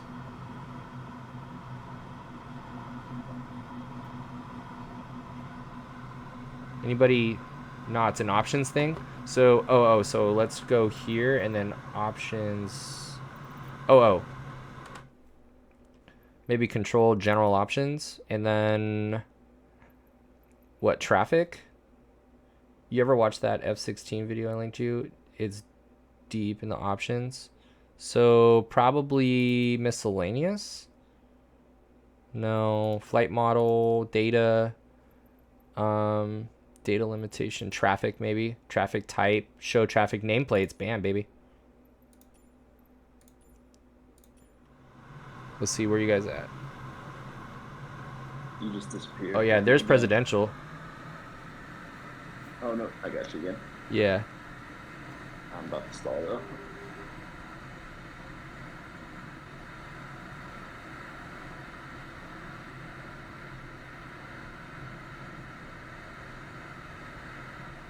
I'm at your little 6 o'clock right now. Dude, little slow roll right there. I'm gonna do I'm gonna go back to 250. And you Okay. wanna let's try and like stagger maybe or something. Yeah, I'm gonna try to form up on your right wing. Alright, I'm actually gonna right turn. I'm gonna go follow the coast now actually. Okay. But yeah, so cartel, absolutely AGI, because here's the thing. You need to oh, presidential's way up there. Presidential, you know this isn't a race, buddy, right?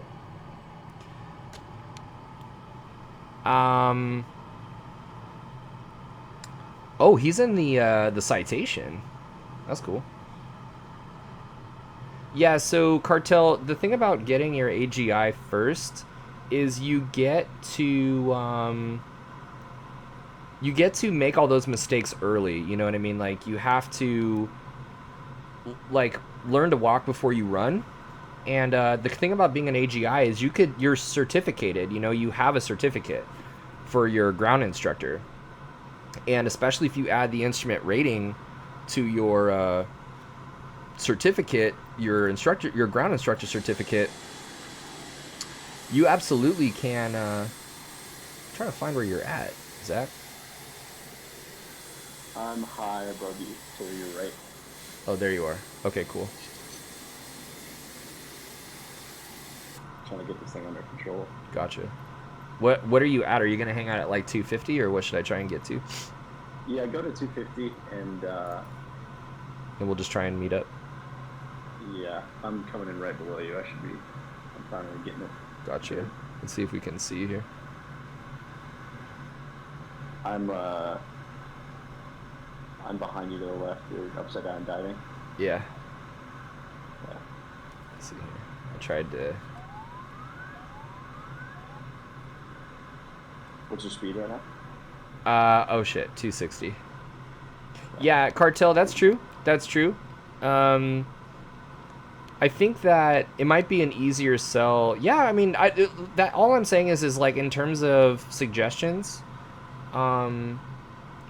it's not a bad idea to practice teaching, you know, and be certificated, like credentialed to do so, you know. I'm over here 256, Zach. I'm 270. Just trying to gain on you. Yeah, closure, totally. Actually, we'll shoot for 250 when we join. I'll go maybe like 230, 220.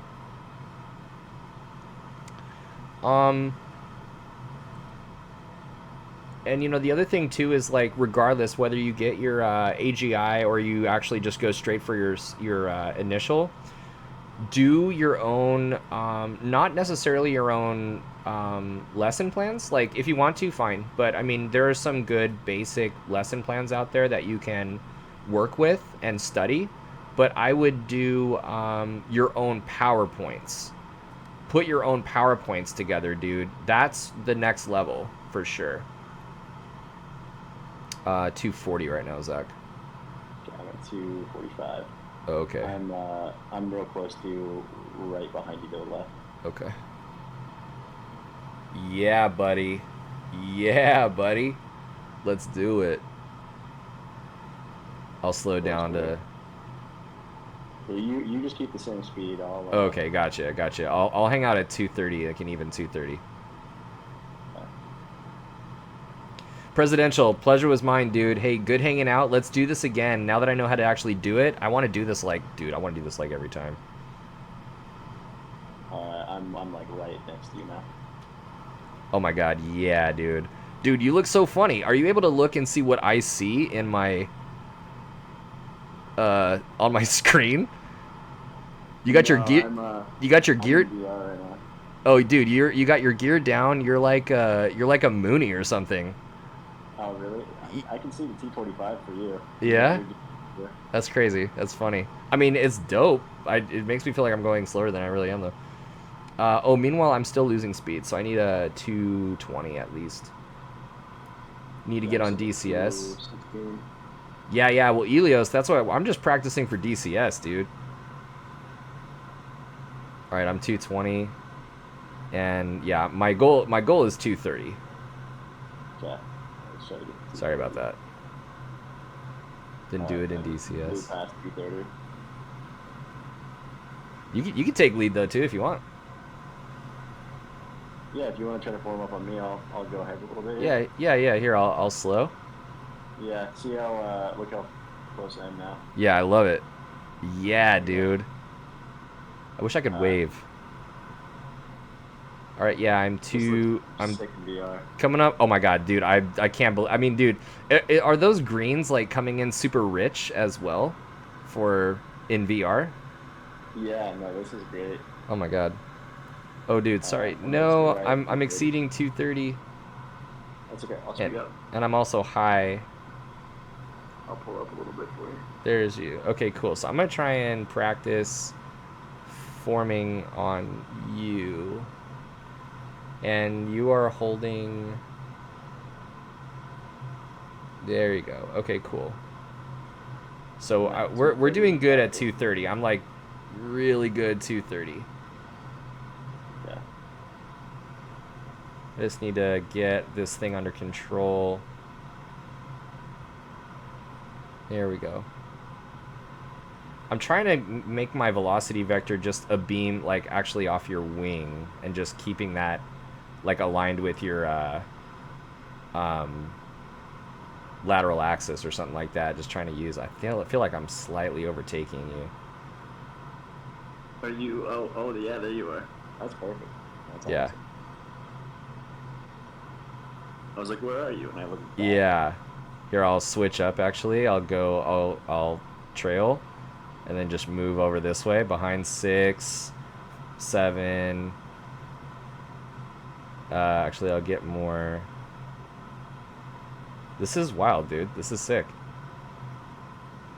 It's even better in DCS. It's great. Oh my god, I can't wait. Everything's a lot smoother. Gotcha.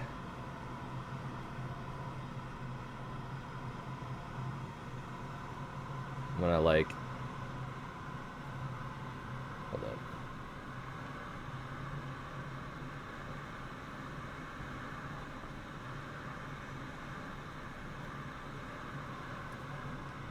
Here you go, bud.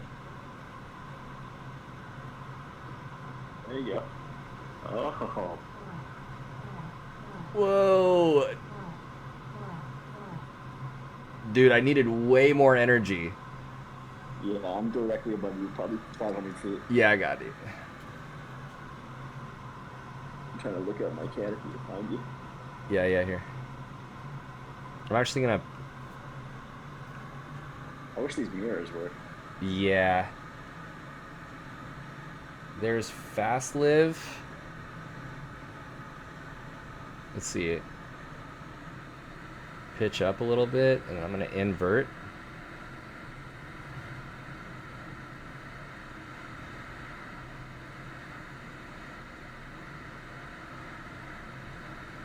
Let's see, where are you at, buddy?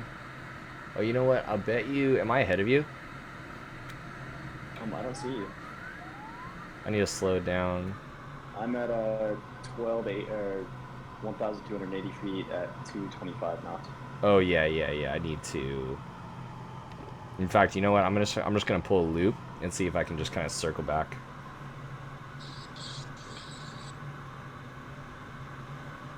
Oh, I see. You're high and right for me right now. I'm going over the rivers down to the left of you. All right.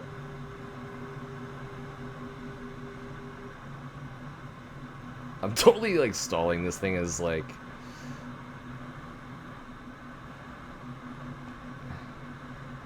If you want to hang out up there, I'll climb. I'd rather be low. I'd rather be where you're at and just see like all the textures like of the... Oh, dude, I totally messed that loop. I had like no energy going into that loop. Yeah, I'd rather come down to you. Okay. Yeah, I'm at 1,400 feet. 14. And I see fast live.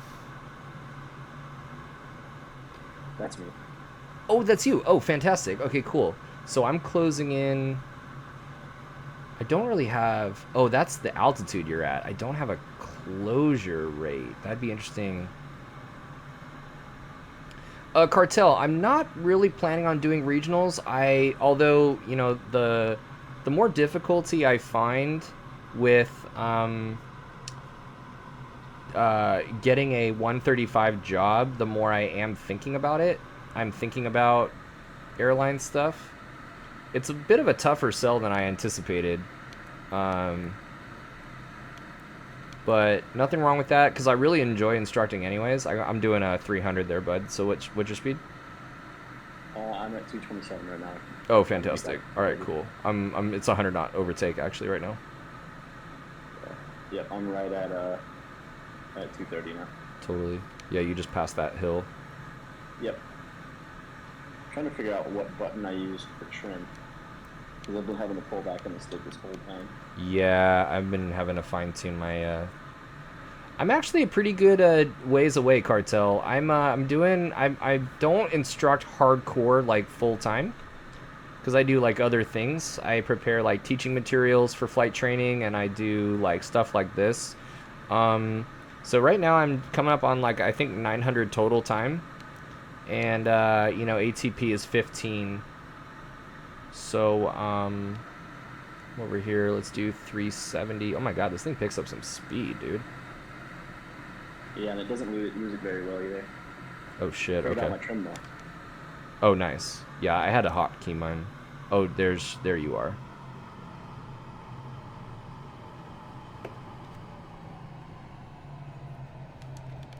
Sorry, dude. You're right. It really does hold on to the speed. Yeah, I just saw you blow by.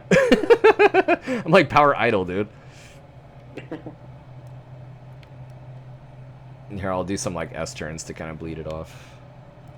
What about you, Cartel? So you're going for your initial, man. That's pretty cool.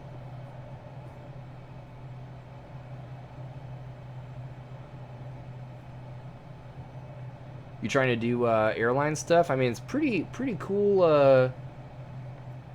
Pretty cool gig there. You know, I do car. You know, I'm thinking about doing cargo. That'd be pretty awesome. Yeah, I'm about to pass you here. Okay, cool. Let's do it. I'm over here. I'm at a 260. We can speed up to like 300. Yeah, let's do. Yeah, let's do that. Let's do 300.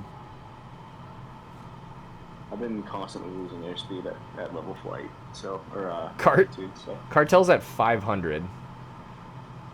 Cartel is he's in it for himself. He's not. He's over here. Oh no, he's at. No, I'm sorry, dude. He said 500 total time, not 500 knots. Sorry. Oh, yeah. Let's kick a knock burner then. Yeah, exactly. I'm like 500. Go ahead.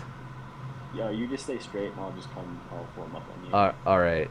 Yeah, I'm at 250. And we're headed right for the VOR right now. Yeah, my dad flies the 777 for FedEx. That's dope. Yeah, I would totally do cargo. I just think, like, you know, honestly, I really love teaching, and so I would want to go to the airlines to contribute to their training program, actually. Like, to be a check pilot would be awesome.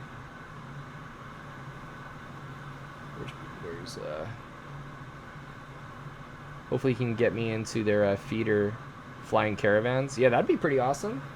I'm over here 300 or so. Yeah, 303 actually.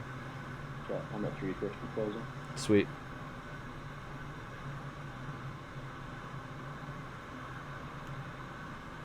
What are you speeding up to? No, I'm holding 3. Okay. Yeah, I'm actually gonna back off. I'm 307. 121 seems more structured than 135. Oh yeah, it's totally more structured. I'm over here also at we'll call it an even 1,000 feet actually. Yeah, I'm right behind you. All right, cool. I wonder what the trick was to what I was trying to do and do that like barrel roll over you. I mean, it looked good until like the drag really started kicking in, and then you know all the energy gone. I mean, first of all, I was really slow, but I wonder if I should actually like power up before. You know, before doing something like that. I think putting a little bit of throttle in as you pull your nose above the horizon. Yeah, that sounds like something. Yeah, exactly. Because it's a bit of an abrupt angle of attack change.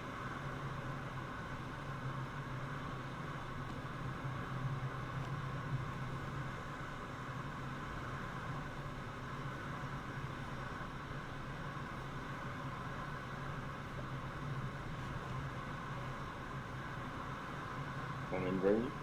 Yeah, man. Trying to get, now that we have the energy up, because I'm doing 290, and just, it's like slowly bleeding off, but I'm actually going to try and keep that velocity vector a little low. There we go. Let me pull right underneath you, and we can do the Top Gun. Let's do it. You put me off thing. Exactly. Let me get below you here. All right. I'm holding a pretty steady 290. Okay. Yeah, I'm at 290 also.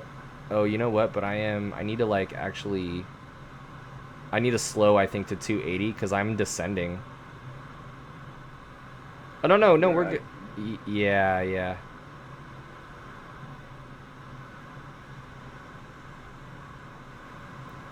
There you are. Let's speed up a little more. I'm gonna try to get a little closer to you as well and pull up. I definitely have you. Like, but I'm going to try and actually, like, go over to you as well. I'm going to try and, like, do a little bit of the... See, but I'm losing energy, so hold on, wait 1 sec. I'm going to put my my power up. Okay. I'm gonna try to stay with you. Yeah, because my goal is to stay at 1,000, and that way we're not converging. So let's go ahead and get that. Yeah, the angle of attack was just so weird. So here comes 300. We're gonna pull up to the 5, invert, and then I'm gonna pitch to hold 1,000. Good. That's way better. But I'm having to do it at 330. Oh, that's fine. I can speed up. All right, cool.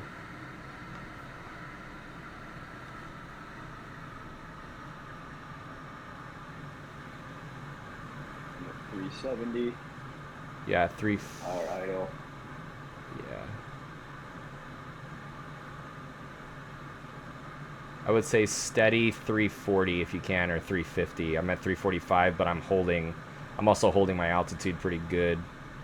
Okay. Yeah. Just do whatever airspeed you need. And I'll catch up. I think 340 for this power setting.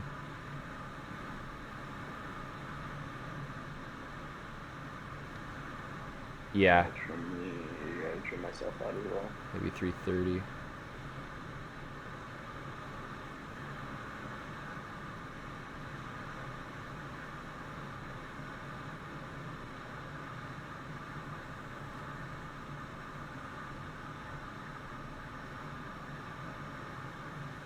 Here I come. Yep, I see the shadow, and yep. And you are over. Oh, fuck. Yeah, the speed is. I lost you on my pillar. And I'm gonna pitch actually because I'm a little slow, but I've been climbing, so I just been holding too much. I've been holding. Right below you. Was that? I'm right below you. Oh shit! Wait, where? Oh, there you are. Okay, yeah. So you are over there. Let's go over. I'm gonna bank and come over to you more. Okay. I think we might be in different spots because I'm like directly below you right now. No. Yeah, no. You're. It's looking good. It's looking good. Shit! I'm descending. Fuck. That's okay. It still looks awesome. I'm gonna try to get as close to you as I can. Yeah. See, but What's I'm having speed to. you got right I'm having to do 3 now. I'm at 300. Okay, that's fine. But I should be able to speed up a little bit. It's hard to know how much. See, now I'm climbing. So let me just try and. This is hard, dude. I gotta get back down. I'm actually gonna speed up because I'm gonna get back down. I'm at 1,500. I'm gonna come back down to 1,000. I wonder why militaries don't do an inverted formation. But it's just crazy because, dude, it gives you like perspective, man, like the control, you know, that when you see the Blue Angels do something like that, it's like, my God. Okay, so yeah, I'm 1,000. I'm 310. I'm at 920. Okay. I'm gonna climb into you here. Good.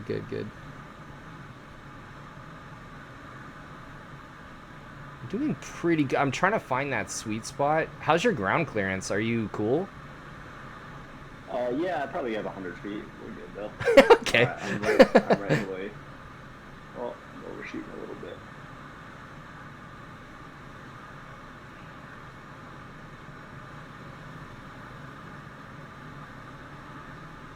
I lost you. I got. Behind you now. I have your shadow.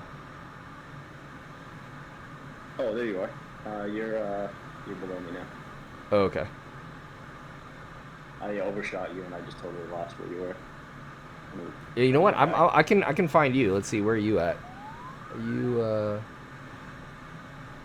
Where are you? You just disappeared on me. I was right behind you. We had it there for a second. First of all, where even are we on the map? Oh, you know what? Let's go to the left. I don't know if you.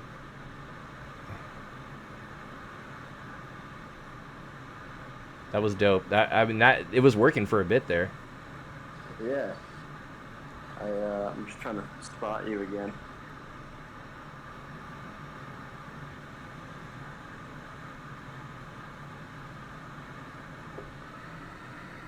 Try and go for this loop here, and then maybe I'll see you on the way down. I'm doing like. How close are you to Pueblo Nuevo Airport? To which one? Pueblo Nuevo. It's right next to the coast where we just split up.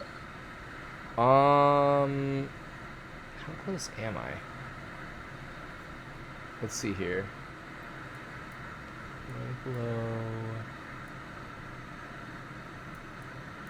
Oh, I don't know. I'm over here at Darien Garage Garaging. You're in garage.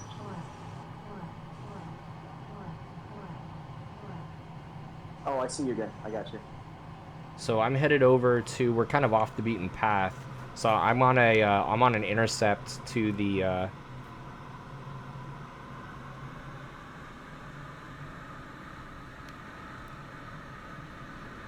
Oh yeah, there you go. We got 6722 Charlie. What's your speed? I am 370 and chilling out to whatever, 300 or something. Why don't we go to 400? All right, let's do it. Let's do it. Elios should do a night watching talking the FAA or the AA video. I can link them to you on Discord. Yeah, dude, that'd be awesome. That's a great suggestion. Getting your training in the civilian world has its merits. Military aviation is something else entirely. Yeah, well, I mean, the thing is like it's top notch, right? It's top notch. Dude, let's get really close to this water here. Good. Oh, 450. Yeah, I'm out here to 430.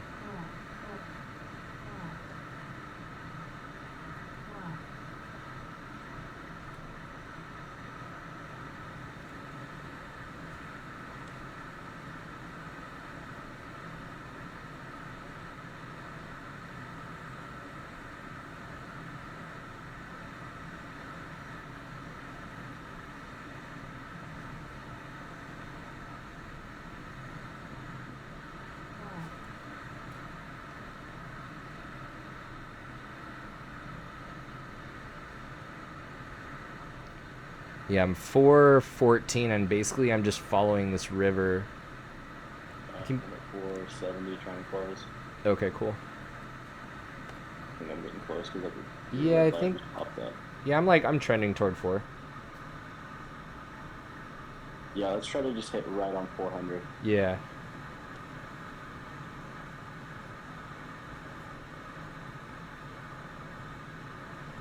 It can be tough getting a job in aviation after military, though. My friend flew cargo missions for the Air Force, and he feels like all the commercial offers he's getting are beneath his pay grade. Oh, or at least his brother says.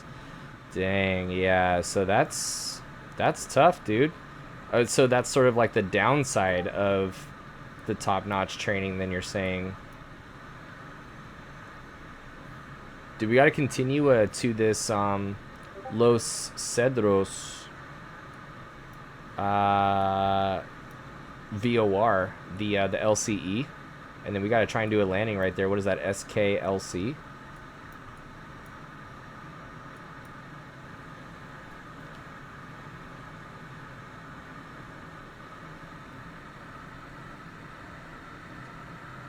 It's really cool that we could do this Navigraph thing, and at least people watching can know, like, maybe where to go. Oh, is that? Wait, who's that? Who's the? Me. Oh, dude, you're a T45 right now.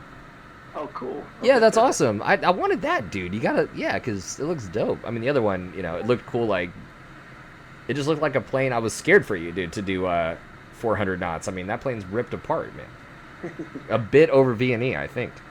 Yeah, no, I've been in the T45 the whole time. My skin was just wrong for you. That's awesome. Can you still see me? Yeah, I can. Oh, yeah. No, Yeah, I got you. So here, I'll do 400.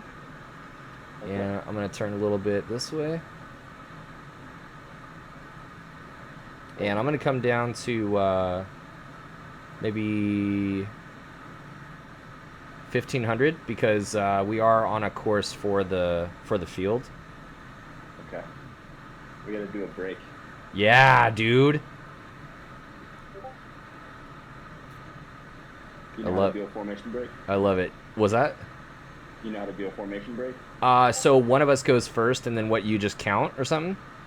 Yeah, I'm gonna count to 3 after you turn, Okay. and then I will follow you in. And then it's like a lead midfield. The lead takes midfield or something, or? Lead takes threshold, and then I count 3 seconds and then follow. All right, threshold it is.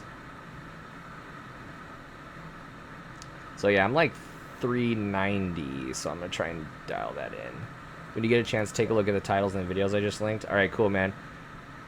We're trying to let's see if we can get where are you, buddy? I'm behind you. I can't really tell. I've got it set at like pitch black nighttime. Oh no way! Really?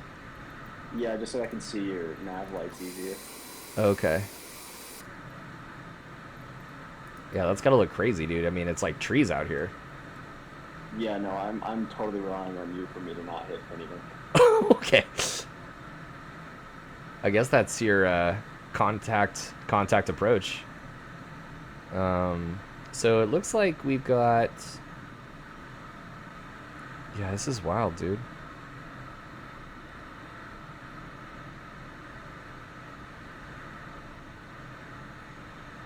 Yeah, 1500. Yeah, even 400. So I wonder where's the power setting that I can just hold. Looking for like an N2 or something, or like an N1.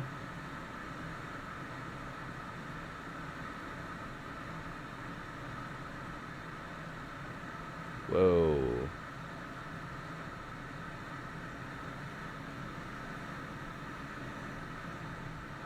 Dude, we gotta try some of those maneuvers, man. Are you want to boot up DCS after this? Yeah, hell yeah, dude. All I can see is your white nav light in the back. I can't even tell how close I am to you anymore. Oh, dude. Yeah, 1500. We are scraping over the. I'd be 1600 actually if I were you. Okay. I'm at 14, so I'm really in a bad spot. Yeah. 1400. You're in some birdhouses. Matter of fact, let's do. You got some terrain for sure. I'd be 18. Yeah, I'm already at 18. Good. Yeah, you scooted up there, dude. There you go. Actually, dude, this is rising terrain. Comfortably, I would do 20, 23, 24. Okay. Oh, I just whizzed by you. Whoa. I'm gonna slow down to 400. And Dude, you want to pull up for sure, dude. Pull up. Okay. All I can see is He's just a black hole. Dude, that was wild, dude. You were headed right for granite cumulonimbus, dude. I climbed to 4,000. No, you're good. You're good down here. Like I'm at 35. It's yeah. You ran for the hills, dude. At 4,300 feet now. Yeah, I'm gonna go ahead and go inverted for a minute here. All right, cool. I'm gonna try and do it now. I'm gonna come up to you. Are you gonna hang out at like 4,000? Yeah, I'm at 4140 right now. Oh wait. No, slow down.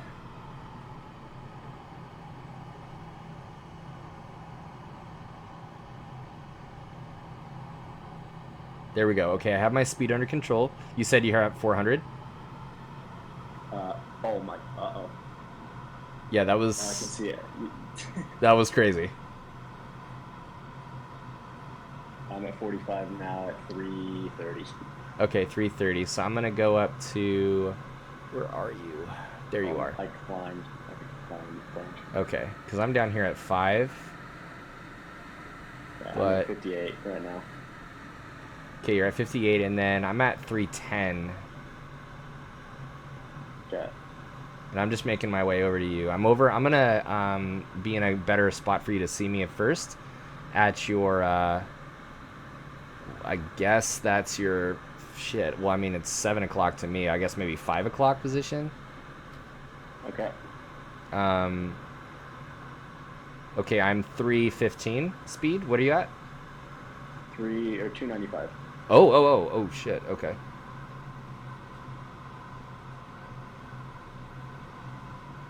Oh, there you are. Yeah. So I'm gonna hang out at 5,000, and then I am at 3. I'm gonna go an even 300. Yeah. I'm at 300 as well. Okay, cool. Perfect. And then you just close with whatever you want. And then I'm gonna get back up to 5,000. Oh yeah, I'm descending a whole bunch here too. Yeah. Yeah. Now I'm right at 5,000. Because if you're inverted, it did like that 3,000 or something, or a 300. You know, you got to have some energy because you're holding forward pressure. Yeah, I'm overtaking you a little bit here. Okay, I'll speed up a little. Actually, we're abreast right now. Okay. Actually, Right. This is perfect right here. Yeah. All right, so I will hold 300 and then 47. Then I'm gonna make my way over to you.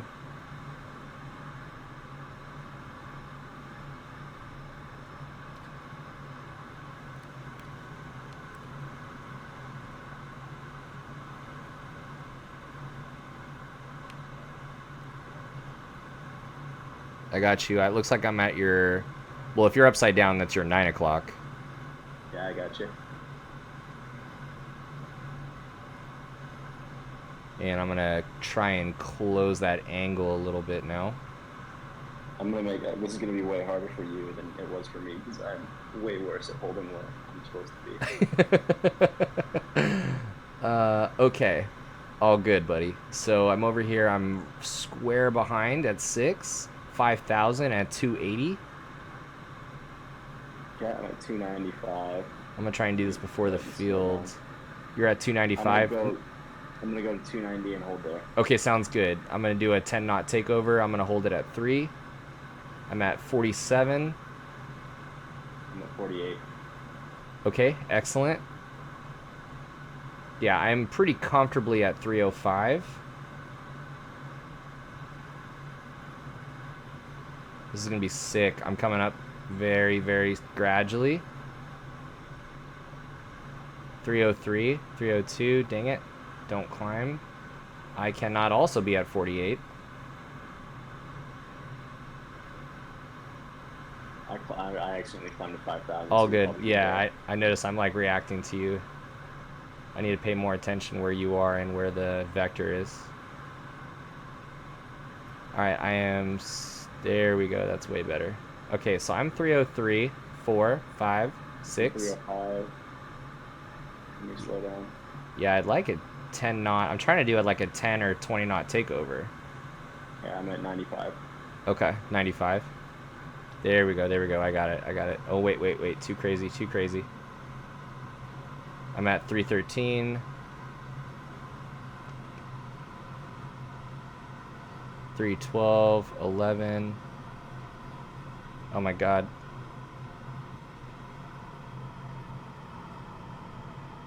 I'm at 306. Where'd you go? You overtook me. Damn. That's hard. I'm at 2. Oh, I just got spatially disoriented. It's so bad. Dude, where's the field? I want to say field is off to the what's it called?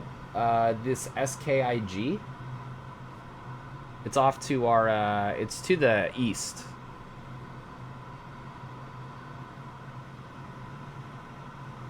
Oh god, I can't lose you. I'm gonna crash.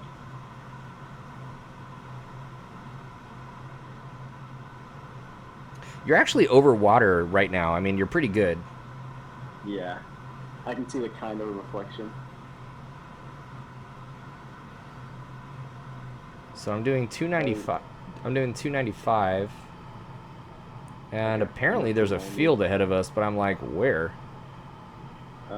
There's one. I've got markers on for airports. So there's 113 ahead of us, and then there's 110 to the right. You know which one? That would be. Yeah, I should have those markers on, and I don't. I don't think. I know I'm coming up to one right now. I'm underneath what is that? SKIG.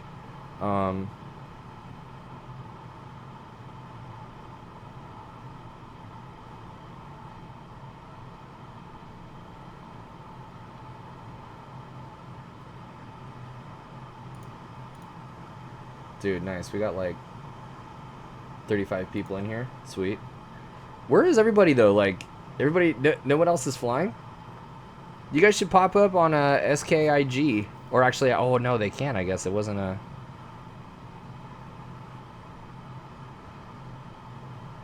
Yeah, it's got to be around here somewhere.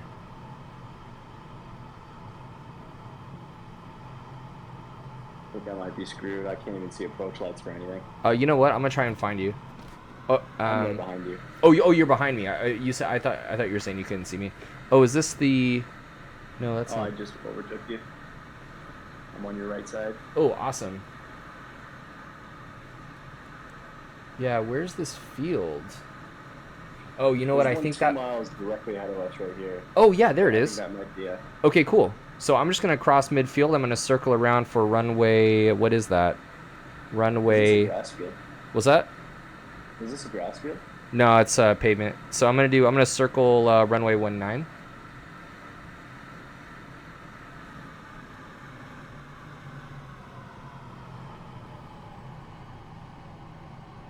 Is there a way to change the weather in the pause menu? Change the weather when what? In the pause menu? Yeah, I mean, I have it in bright as day.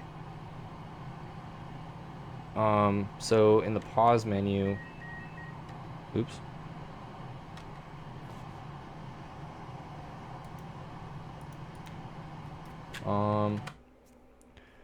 Yeah, shit. Oh.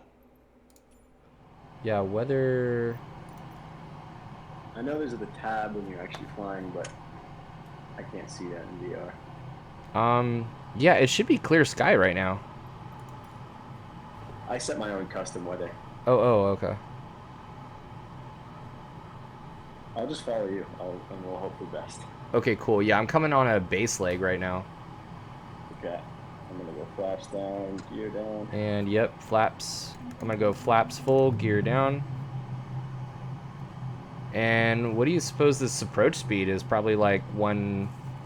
I think it's probably 160. Yeah, okay. 140. Or Yeah, I was gonna say maybe there. like 140 or something. 140. Mm-hmm.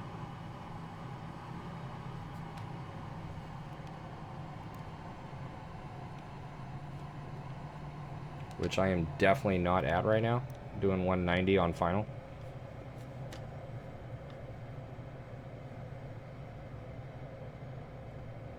I got that E bracket though.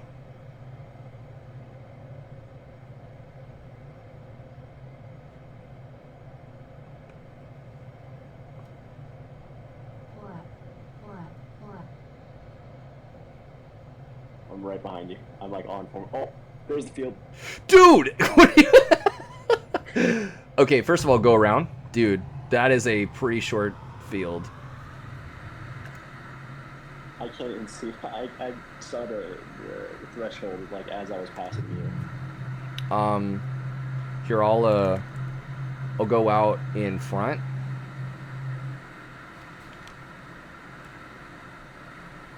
And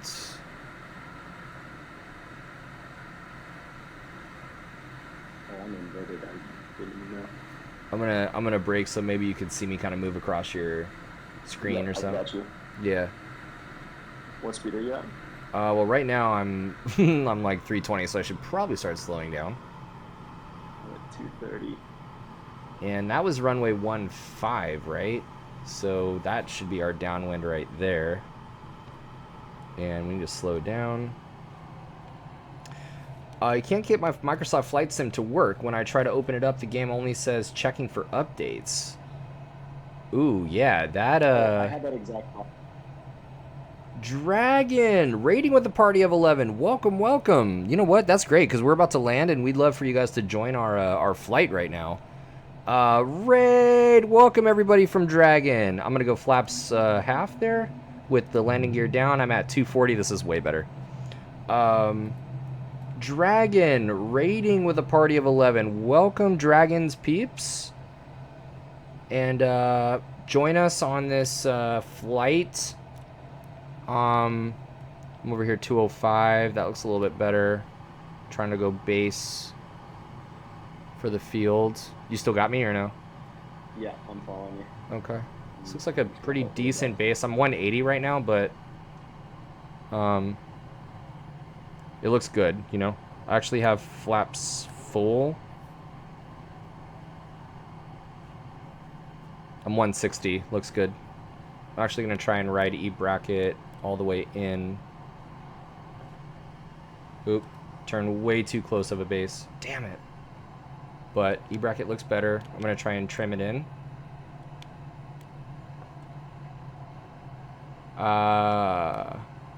Try and shoot for 140, apparently. Okay.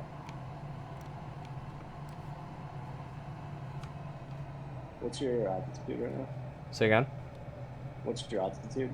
I'm at 260, 220, 200. Power. Oh, I'm eating trees right now. Oh, I see it. I see the threshold.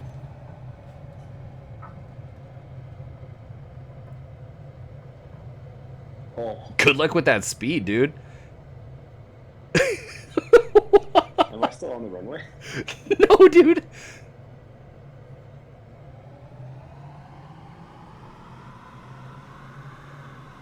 And then I'm just gonna I'm gonna taxi back. So welcome you guys. Hey, so if you want to join, we are in the West United States server, and we are at SKLC. We're doing some formation flying and just some sightseeing and just flying in the I'm in the T-45. So is the other guy, and if you guys can try and spawn here, that'd be awesome. And see if we could join up. What's that? I'm gonna go ahead and quit out and see if you could spawn in on this airport, and then let me know if you can or not. And then right here, it's actually a straight shot south, and then we can definitely get in some DCS action. What's the airport name again? I want to say, let's see here. So it's SKLC, Sierra Kilo Lima Charlie. I think I got it. Set the weather to not be pitch black night anymore. Yeah, dude.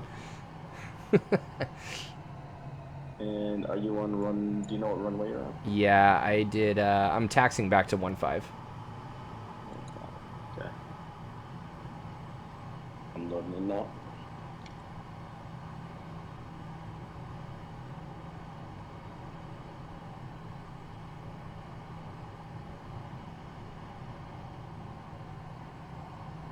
I still can't believe I even touched the runway on that approach. Yeah, that speed was scary, dude. But you know what? I was like, I bet you that a third pass and you would have got it.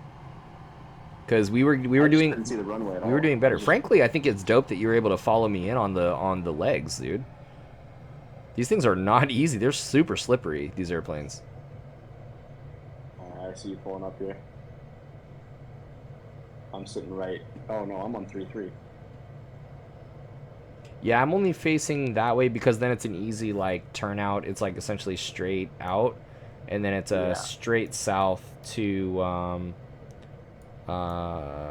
Quibo. All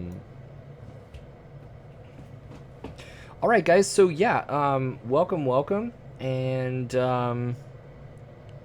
yeah, welcome to the channel. If you're new to the channel, my name's Philip, and certified flight instructor in Los Angeles, and had a great lecture earlier, basically doing some ground school as well as flight sim.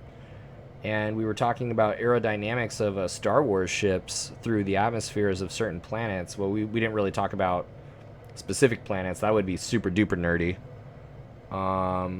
And aerodynamic principles as applied to some Star Wars ships. Are you sitting at the far end of the runway? You're just going to take off the other way, or did you want to... I'm taxiing you. Oh, you got it, no problem.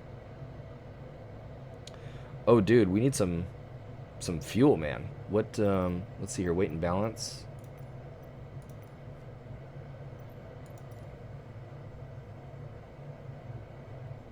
I have, like, no fuel. I just turned on infinite fuel.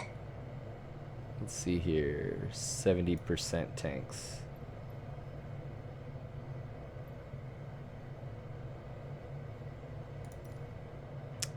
And yeah, so we were talking about aerodynamic principles of certain Star Wars ships, so I definitely encourage you to... you got the room there, bud? Yeah. Collision's off too, so... Oh, there you go. You want to be nerdy about stuff like that and look at... take a look at Marcross plus his YF-19 and YF-22. All right, dude, so you can go ahead and lead. It's just a straight shot south. Okay. Let's go full throttle. Let's do it.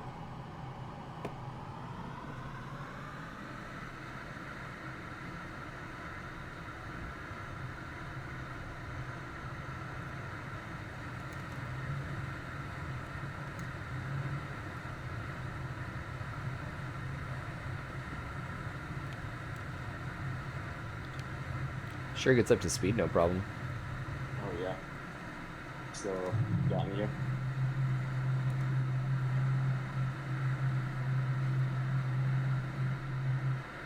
All right, and then when you're ready, right turn out like a 180. Yeah.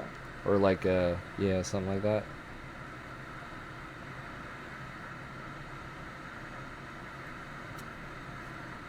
Are you still, oh dude, your gear. Oh yeah.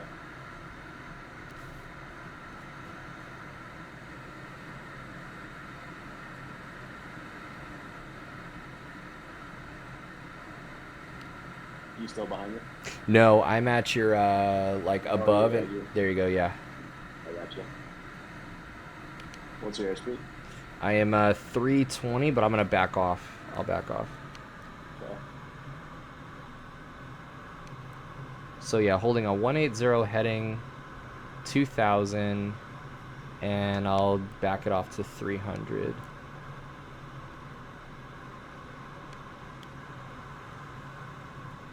Trying to close.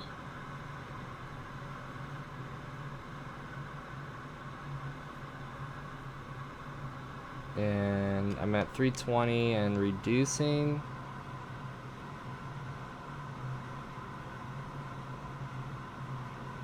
Dude, I don't even know, like, what are the Blue Angels, what's the Blue Angels lead sound like, dude? Like, what, give me a, if you could, Demon, like, what's the script, dude? I'll read it off like I should be or something. Oh, like the cadence that they use? Yeah, maybe. I think that's what he's talking about. Dude, your gear, bro. Your gear, dude. There you go. Oh, no, you're good now. Up. Yeah, okay. All right, so, your speed? I am 3 230. Okay, cool. So you're going away from me. Okay, I'm slowing down. I'm at 300 now. Okay, cool. I'm gonna try like a 20 knot overtake, and at this point I'm just gonna try and be same level, like wings level, and just pull up next to you. And you're at 3,000. Yeah, 31. Okay. Ooh, wait, no.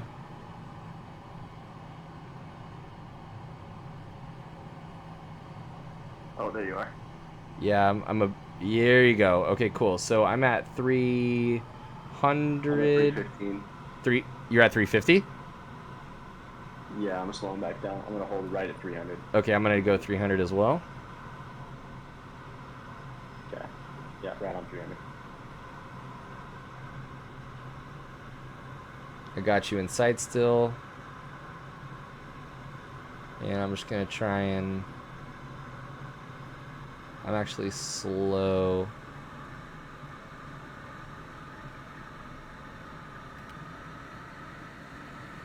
It's cool though, like to do this in like a trainer. I'm over here 310, coming up on 310. To do it in a trainer and like really just get the fundamentals down. I mean, the F-18, Yeah. like who can argue with it? But I mean, it's cool that they have these trainers. Like flying them, I could see why. Like you could really just focus on the relationships and oh, where'd you go? I think I'm straight out ahead of you. Still, I think. Oh, I lost you. Yeah, I'm at 4,000 feet. That might be why. Oh, I mean, it's the way you say stuff dictates the speed in which you do it. So like you would say a little more power. That means or easing more. Yeah, easing more power. Gotcha. That would indicate a slow power application. Insert pull in place of power for wow, that's interesting, the cadence situation. I don't got you anywhere there, bud. We're you got me? No, I'm gonna go ahead and just do a loop and see if I can spot you. Okay. Yeah, because I slowed down. In Microsoft Flight Sim, the servers won't support formation flying. Not anymore, at least. Yeah, that's right. I've heard that dragon or a demon, like ready, hit it. You know, I've heard them like do that, and like they do have like a way to like say stuff that's so interesting. Any luck, Zach? No, I still can't see you. Hmm. We might have like despawned for each other. Yeah, let me see if I can. I'm gonna gas up and loop through.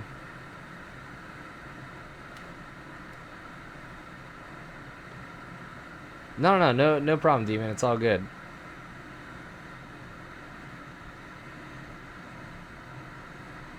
Okay, we got 4G.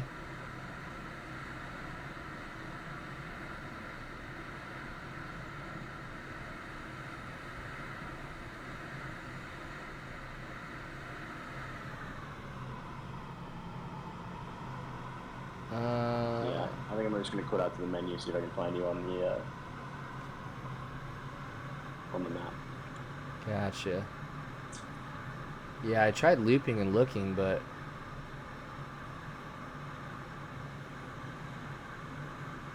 pulled a pretty nice looking loop though, dude. 4G in the bottom. You were headed south, right, from that airport that we were at? Yeah, the alternative is you could spawn at SKF and then go west. SKF.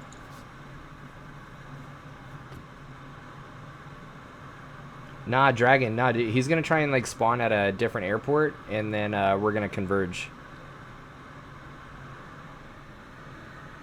Well, let's see if I can find you on the map here. And that's about, if you converge westbound, that's halfway to the destination.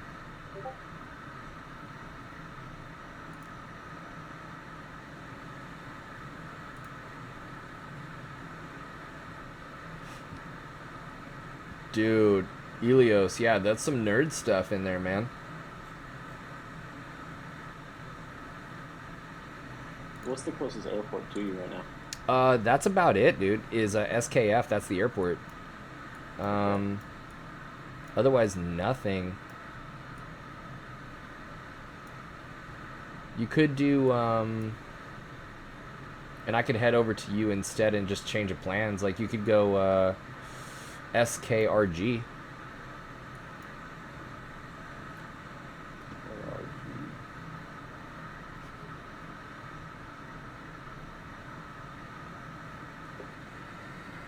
And I'll just head over there.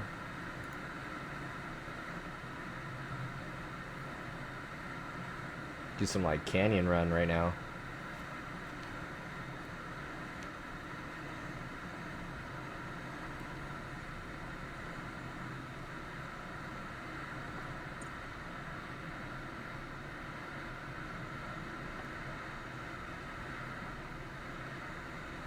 How close are you to that SKRG? I'm a little ways away. It's kind of hard to say, but I mean, I am gassed up. I'm doing 550. And what's your heading? I am on a one. I'm on a 160, becoming 150, kind of direct to to the airport. Okay. Yeah. I'm just trying to see your little green dot on the map.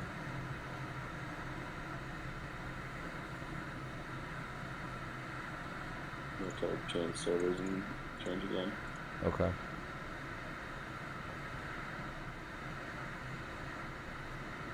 Dude, the low level flying, the velocity vector is not like agreeing a lot of the time with this. I don't know if you found that or no. Yeah, I don't know if the velocity vector in this is super accurate. Gotcha.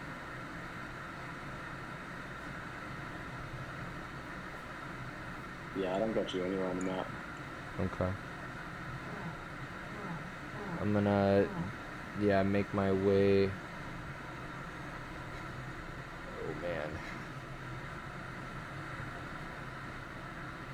Well, you know what? I'm gonna go external.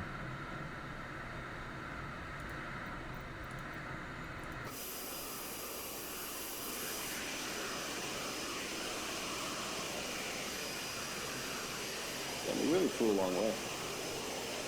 Oh yeah, dude.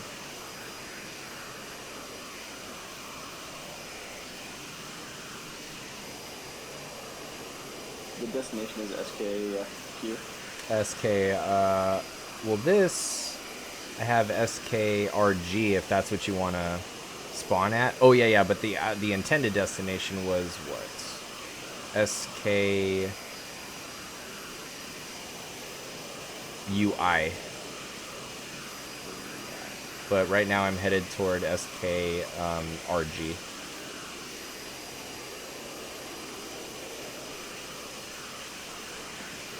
I'm just gonna sit on a map and wait for you to pass over.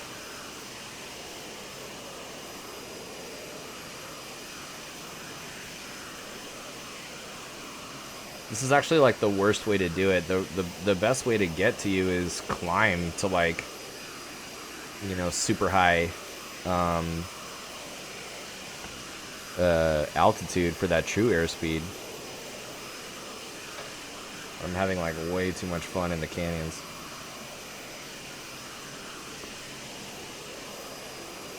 Oh yeah, I just pulled up your stream.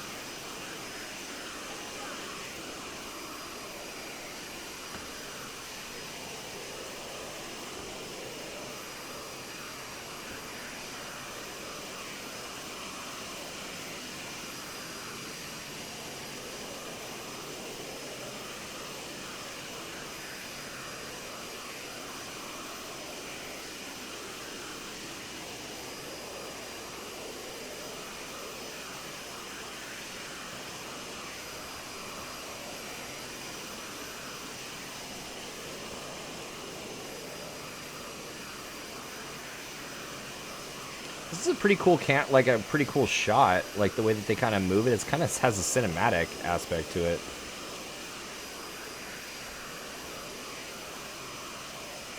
Oh, you know, I need to go this way.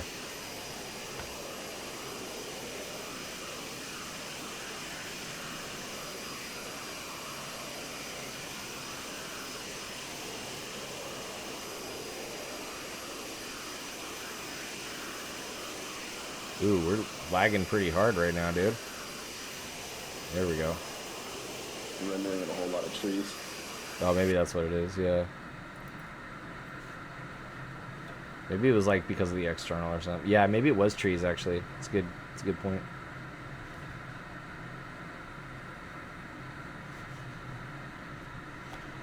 Whoa!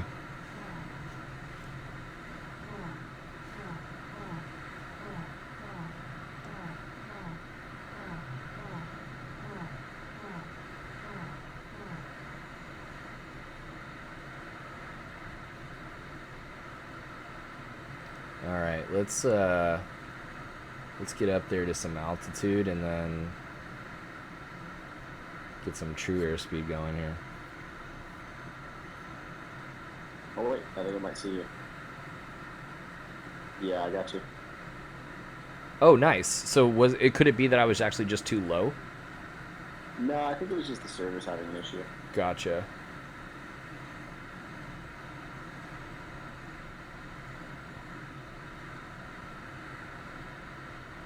I'm gonna set you as my departure.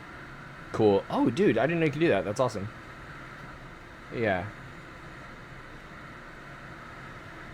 See, like already, I'm 400 indicated, ground 510, 420 indicated, and then 520 ground. Yeah, man. Apparently, there's an airport right below me. What altitude are you at? I'm at 14.7. Jeez, spawning at 30,000. You're at 30,000? Yeah, it spawned me in up there. Oh. I see you going across them. I think there's a valley. It's hard to tell like where this airport could be. Wow, it looks really pretty up here. I'm doing ground speed 540.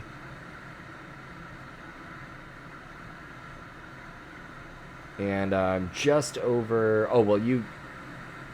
Yeah, you said you. What is this? SKSF. It's like the green. Well, I don't know if you're looking at the same thing I'm looking at, but yeah, I can see airports. Yeah, SK. I think you just disappeared again for me. This is rad though, dude. This is really fun.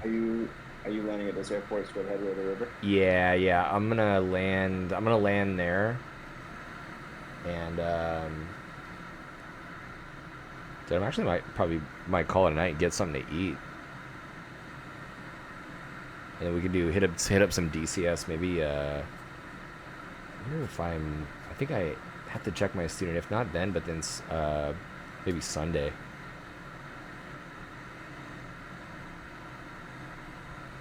What are you up to this weekend, dude? Pretty much nothing. Oh, dude, nice. When are you like hot? Say again? I only work a 4-day work week. Oh, dude, wicked. Are you hopping like right back on the horse with the instrument rating, or are you like chilling, getting cross country, or like what's the plan? Yeah, I'm just building cross country hours and then learning what I can when I can with that instrument. That's awesome, man. Are you trying to like stretch your legs with the airports like in your area, like maybe visiting some like different airports? Or are you pretty much like, are you kind of like limited and you're looking at just kind of the similar cross country is just over and over trying to get hours? Yeah, pretty much. I'm pretty limited in the airports I can do cross countries at, just because everything is so far away. Totally. Who do you have down here in Costa Mesa? It was my course director when I got my instructor for scuba. Whoa, no way. Oh, that's cool, man. That's cool. Yeah, because I'm like, dude, then get you a plane ticket, dude. Let's do it.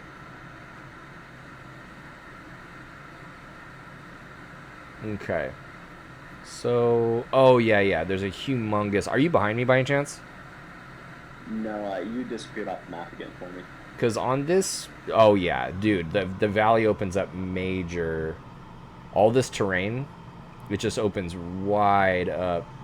All this city and stuff. It's like a major city area. And absolutely there's a airport somewhere around here. So I'm going to slow this bad boy down.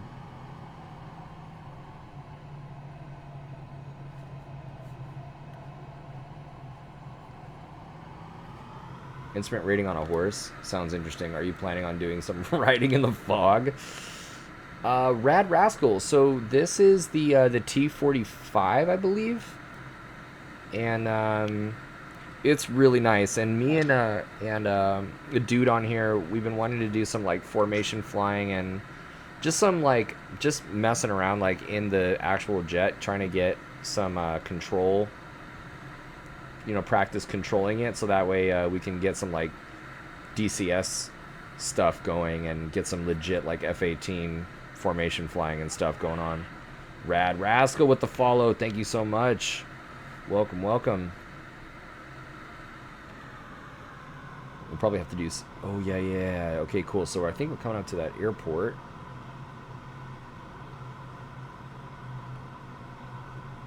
Yeah, we'll have to like do some DCS like on Sunday or something like that. That'd be super sick. I loved your idea of like a marathon, scary video game marathon. That's the way to do it. Oh, dude, this runway is very cool. This, what is this, SKRG or whatever it is? This is a really nice one. It's got an instrument approach. It's got these like instrument approach markers like on the runway, threshold markers and stuff. Oh, dude, this is like a big airport, too. You got some terminals.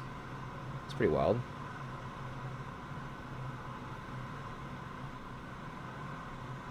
Whoa, trippy.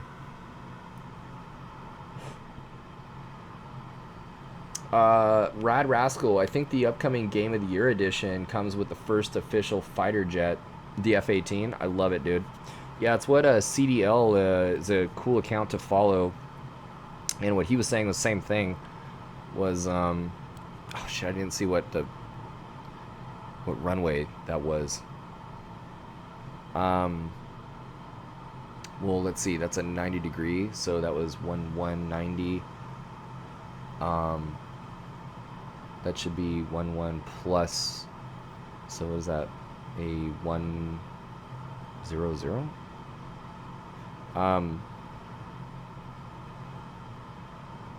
Let's see here. Yeah, no, that sounds rad. I do enjoy that plane. Like, I've been trying to learn it more and more in DCS, just like watching videos and other gentleman that's like in the stream right now, actually in the other jet. We were like watching air combat, like, you know, maneuvering like basics, like tutorials and stuff. Really trying to get that dialed in and have like start setting like a fighter pilot Friday type thing. All right, so I got gear down, flaps half. Are you in DCS at all, Rad Rascal?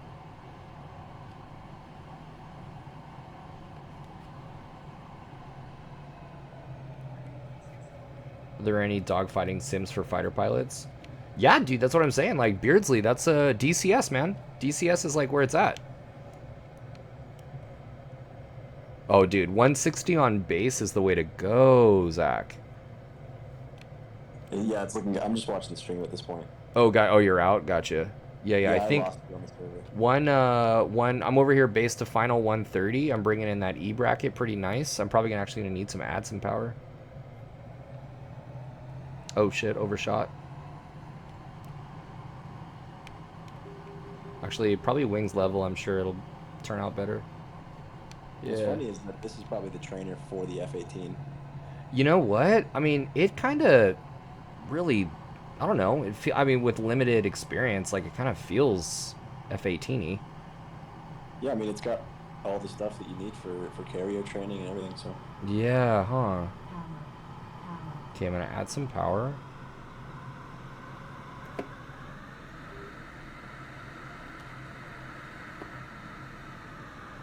Whoa, dude. What? This went south real fast. Sync rate. Yeah, A little too seriously. much. Yeah.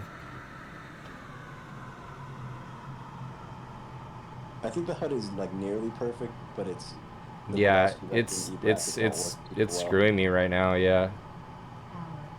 It's pretty good actually. Not bad.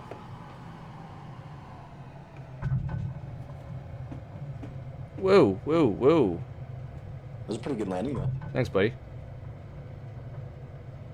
Dude, I was so pumped when you were when you actually were like, hey, like I stayed, I like signed on.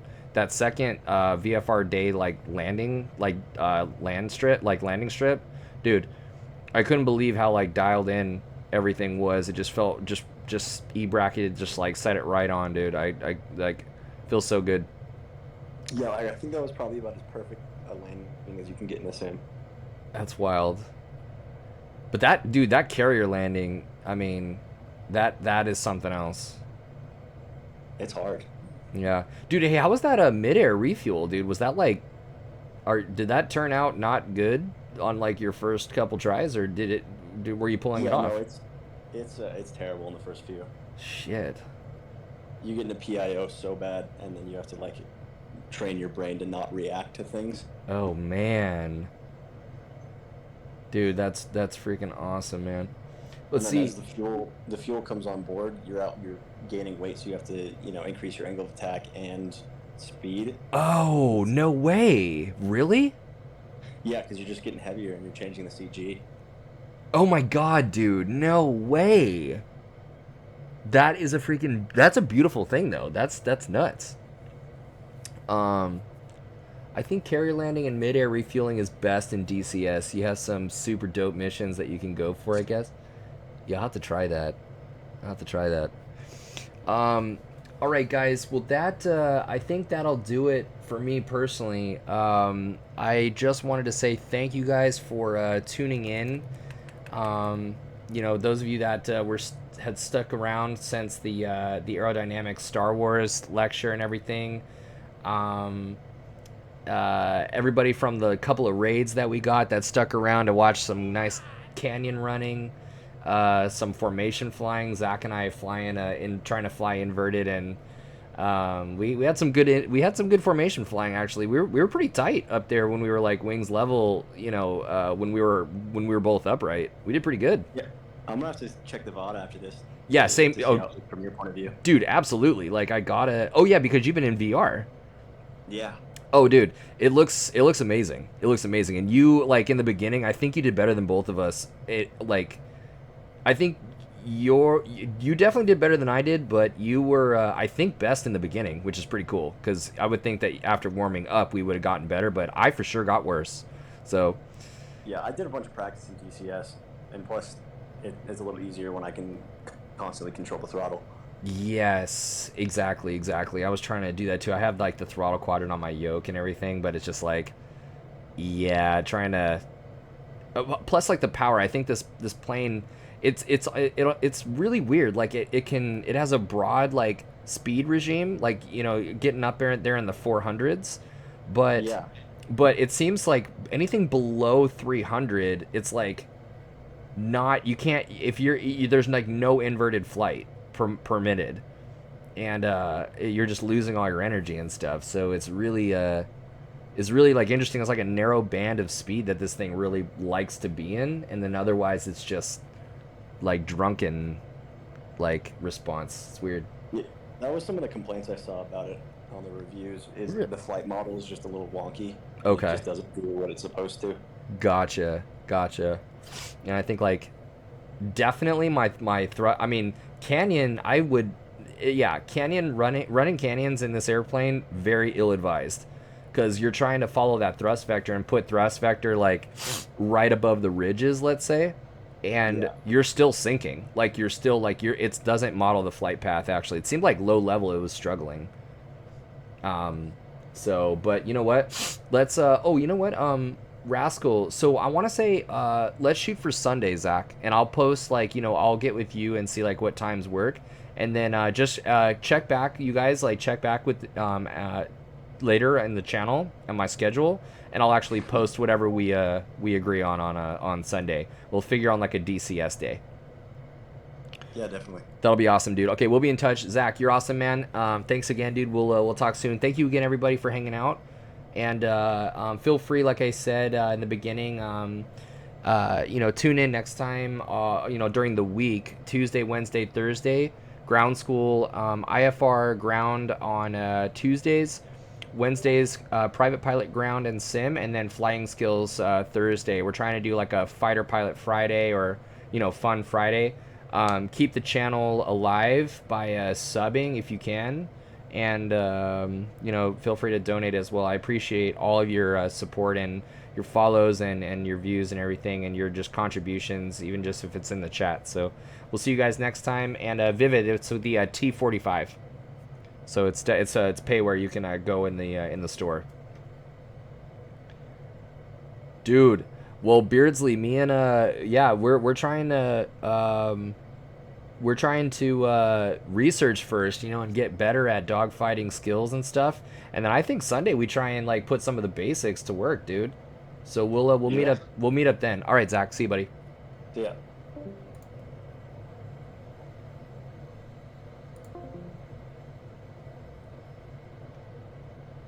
Oh, dude, F-35 Vivid for sure, for sure. All right, you guys are beautiful people, man. We will. I'll see you next time.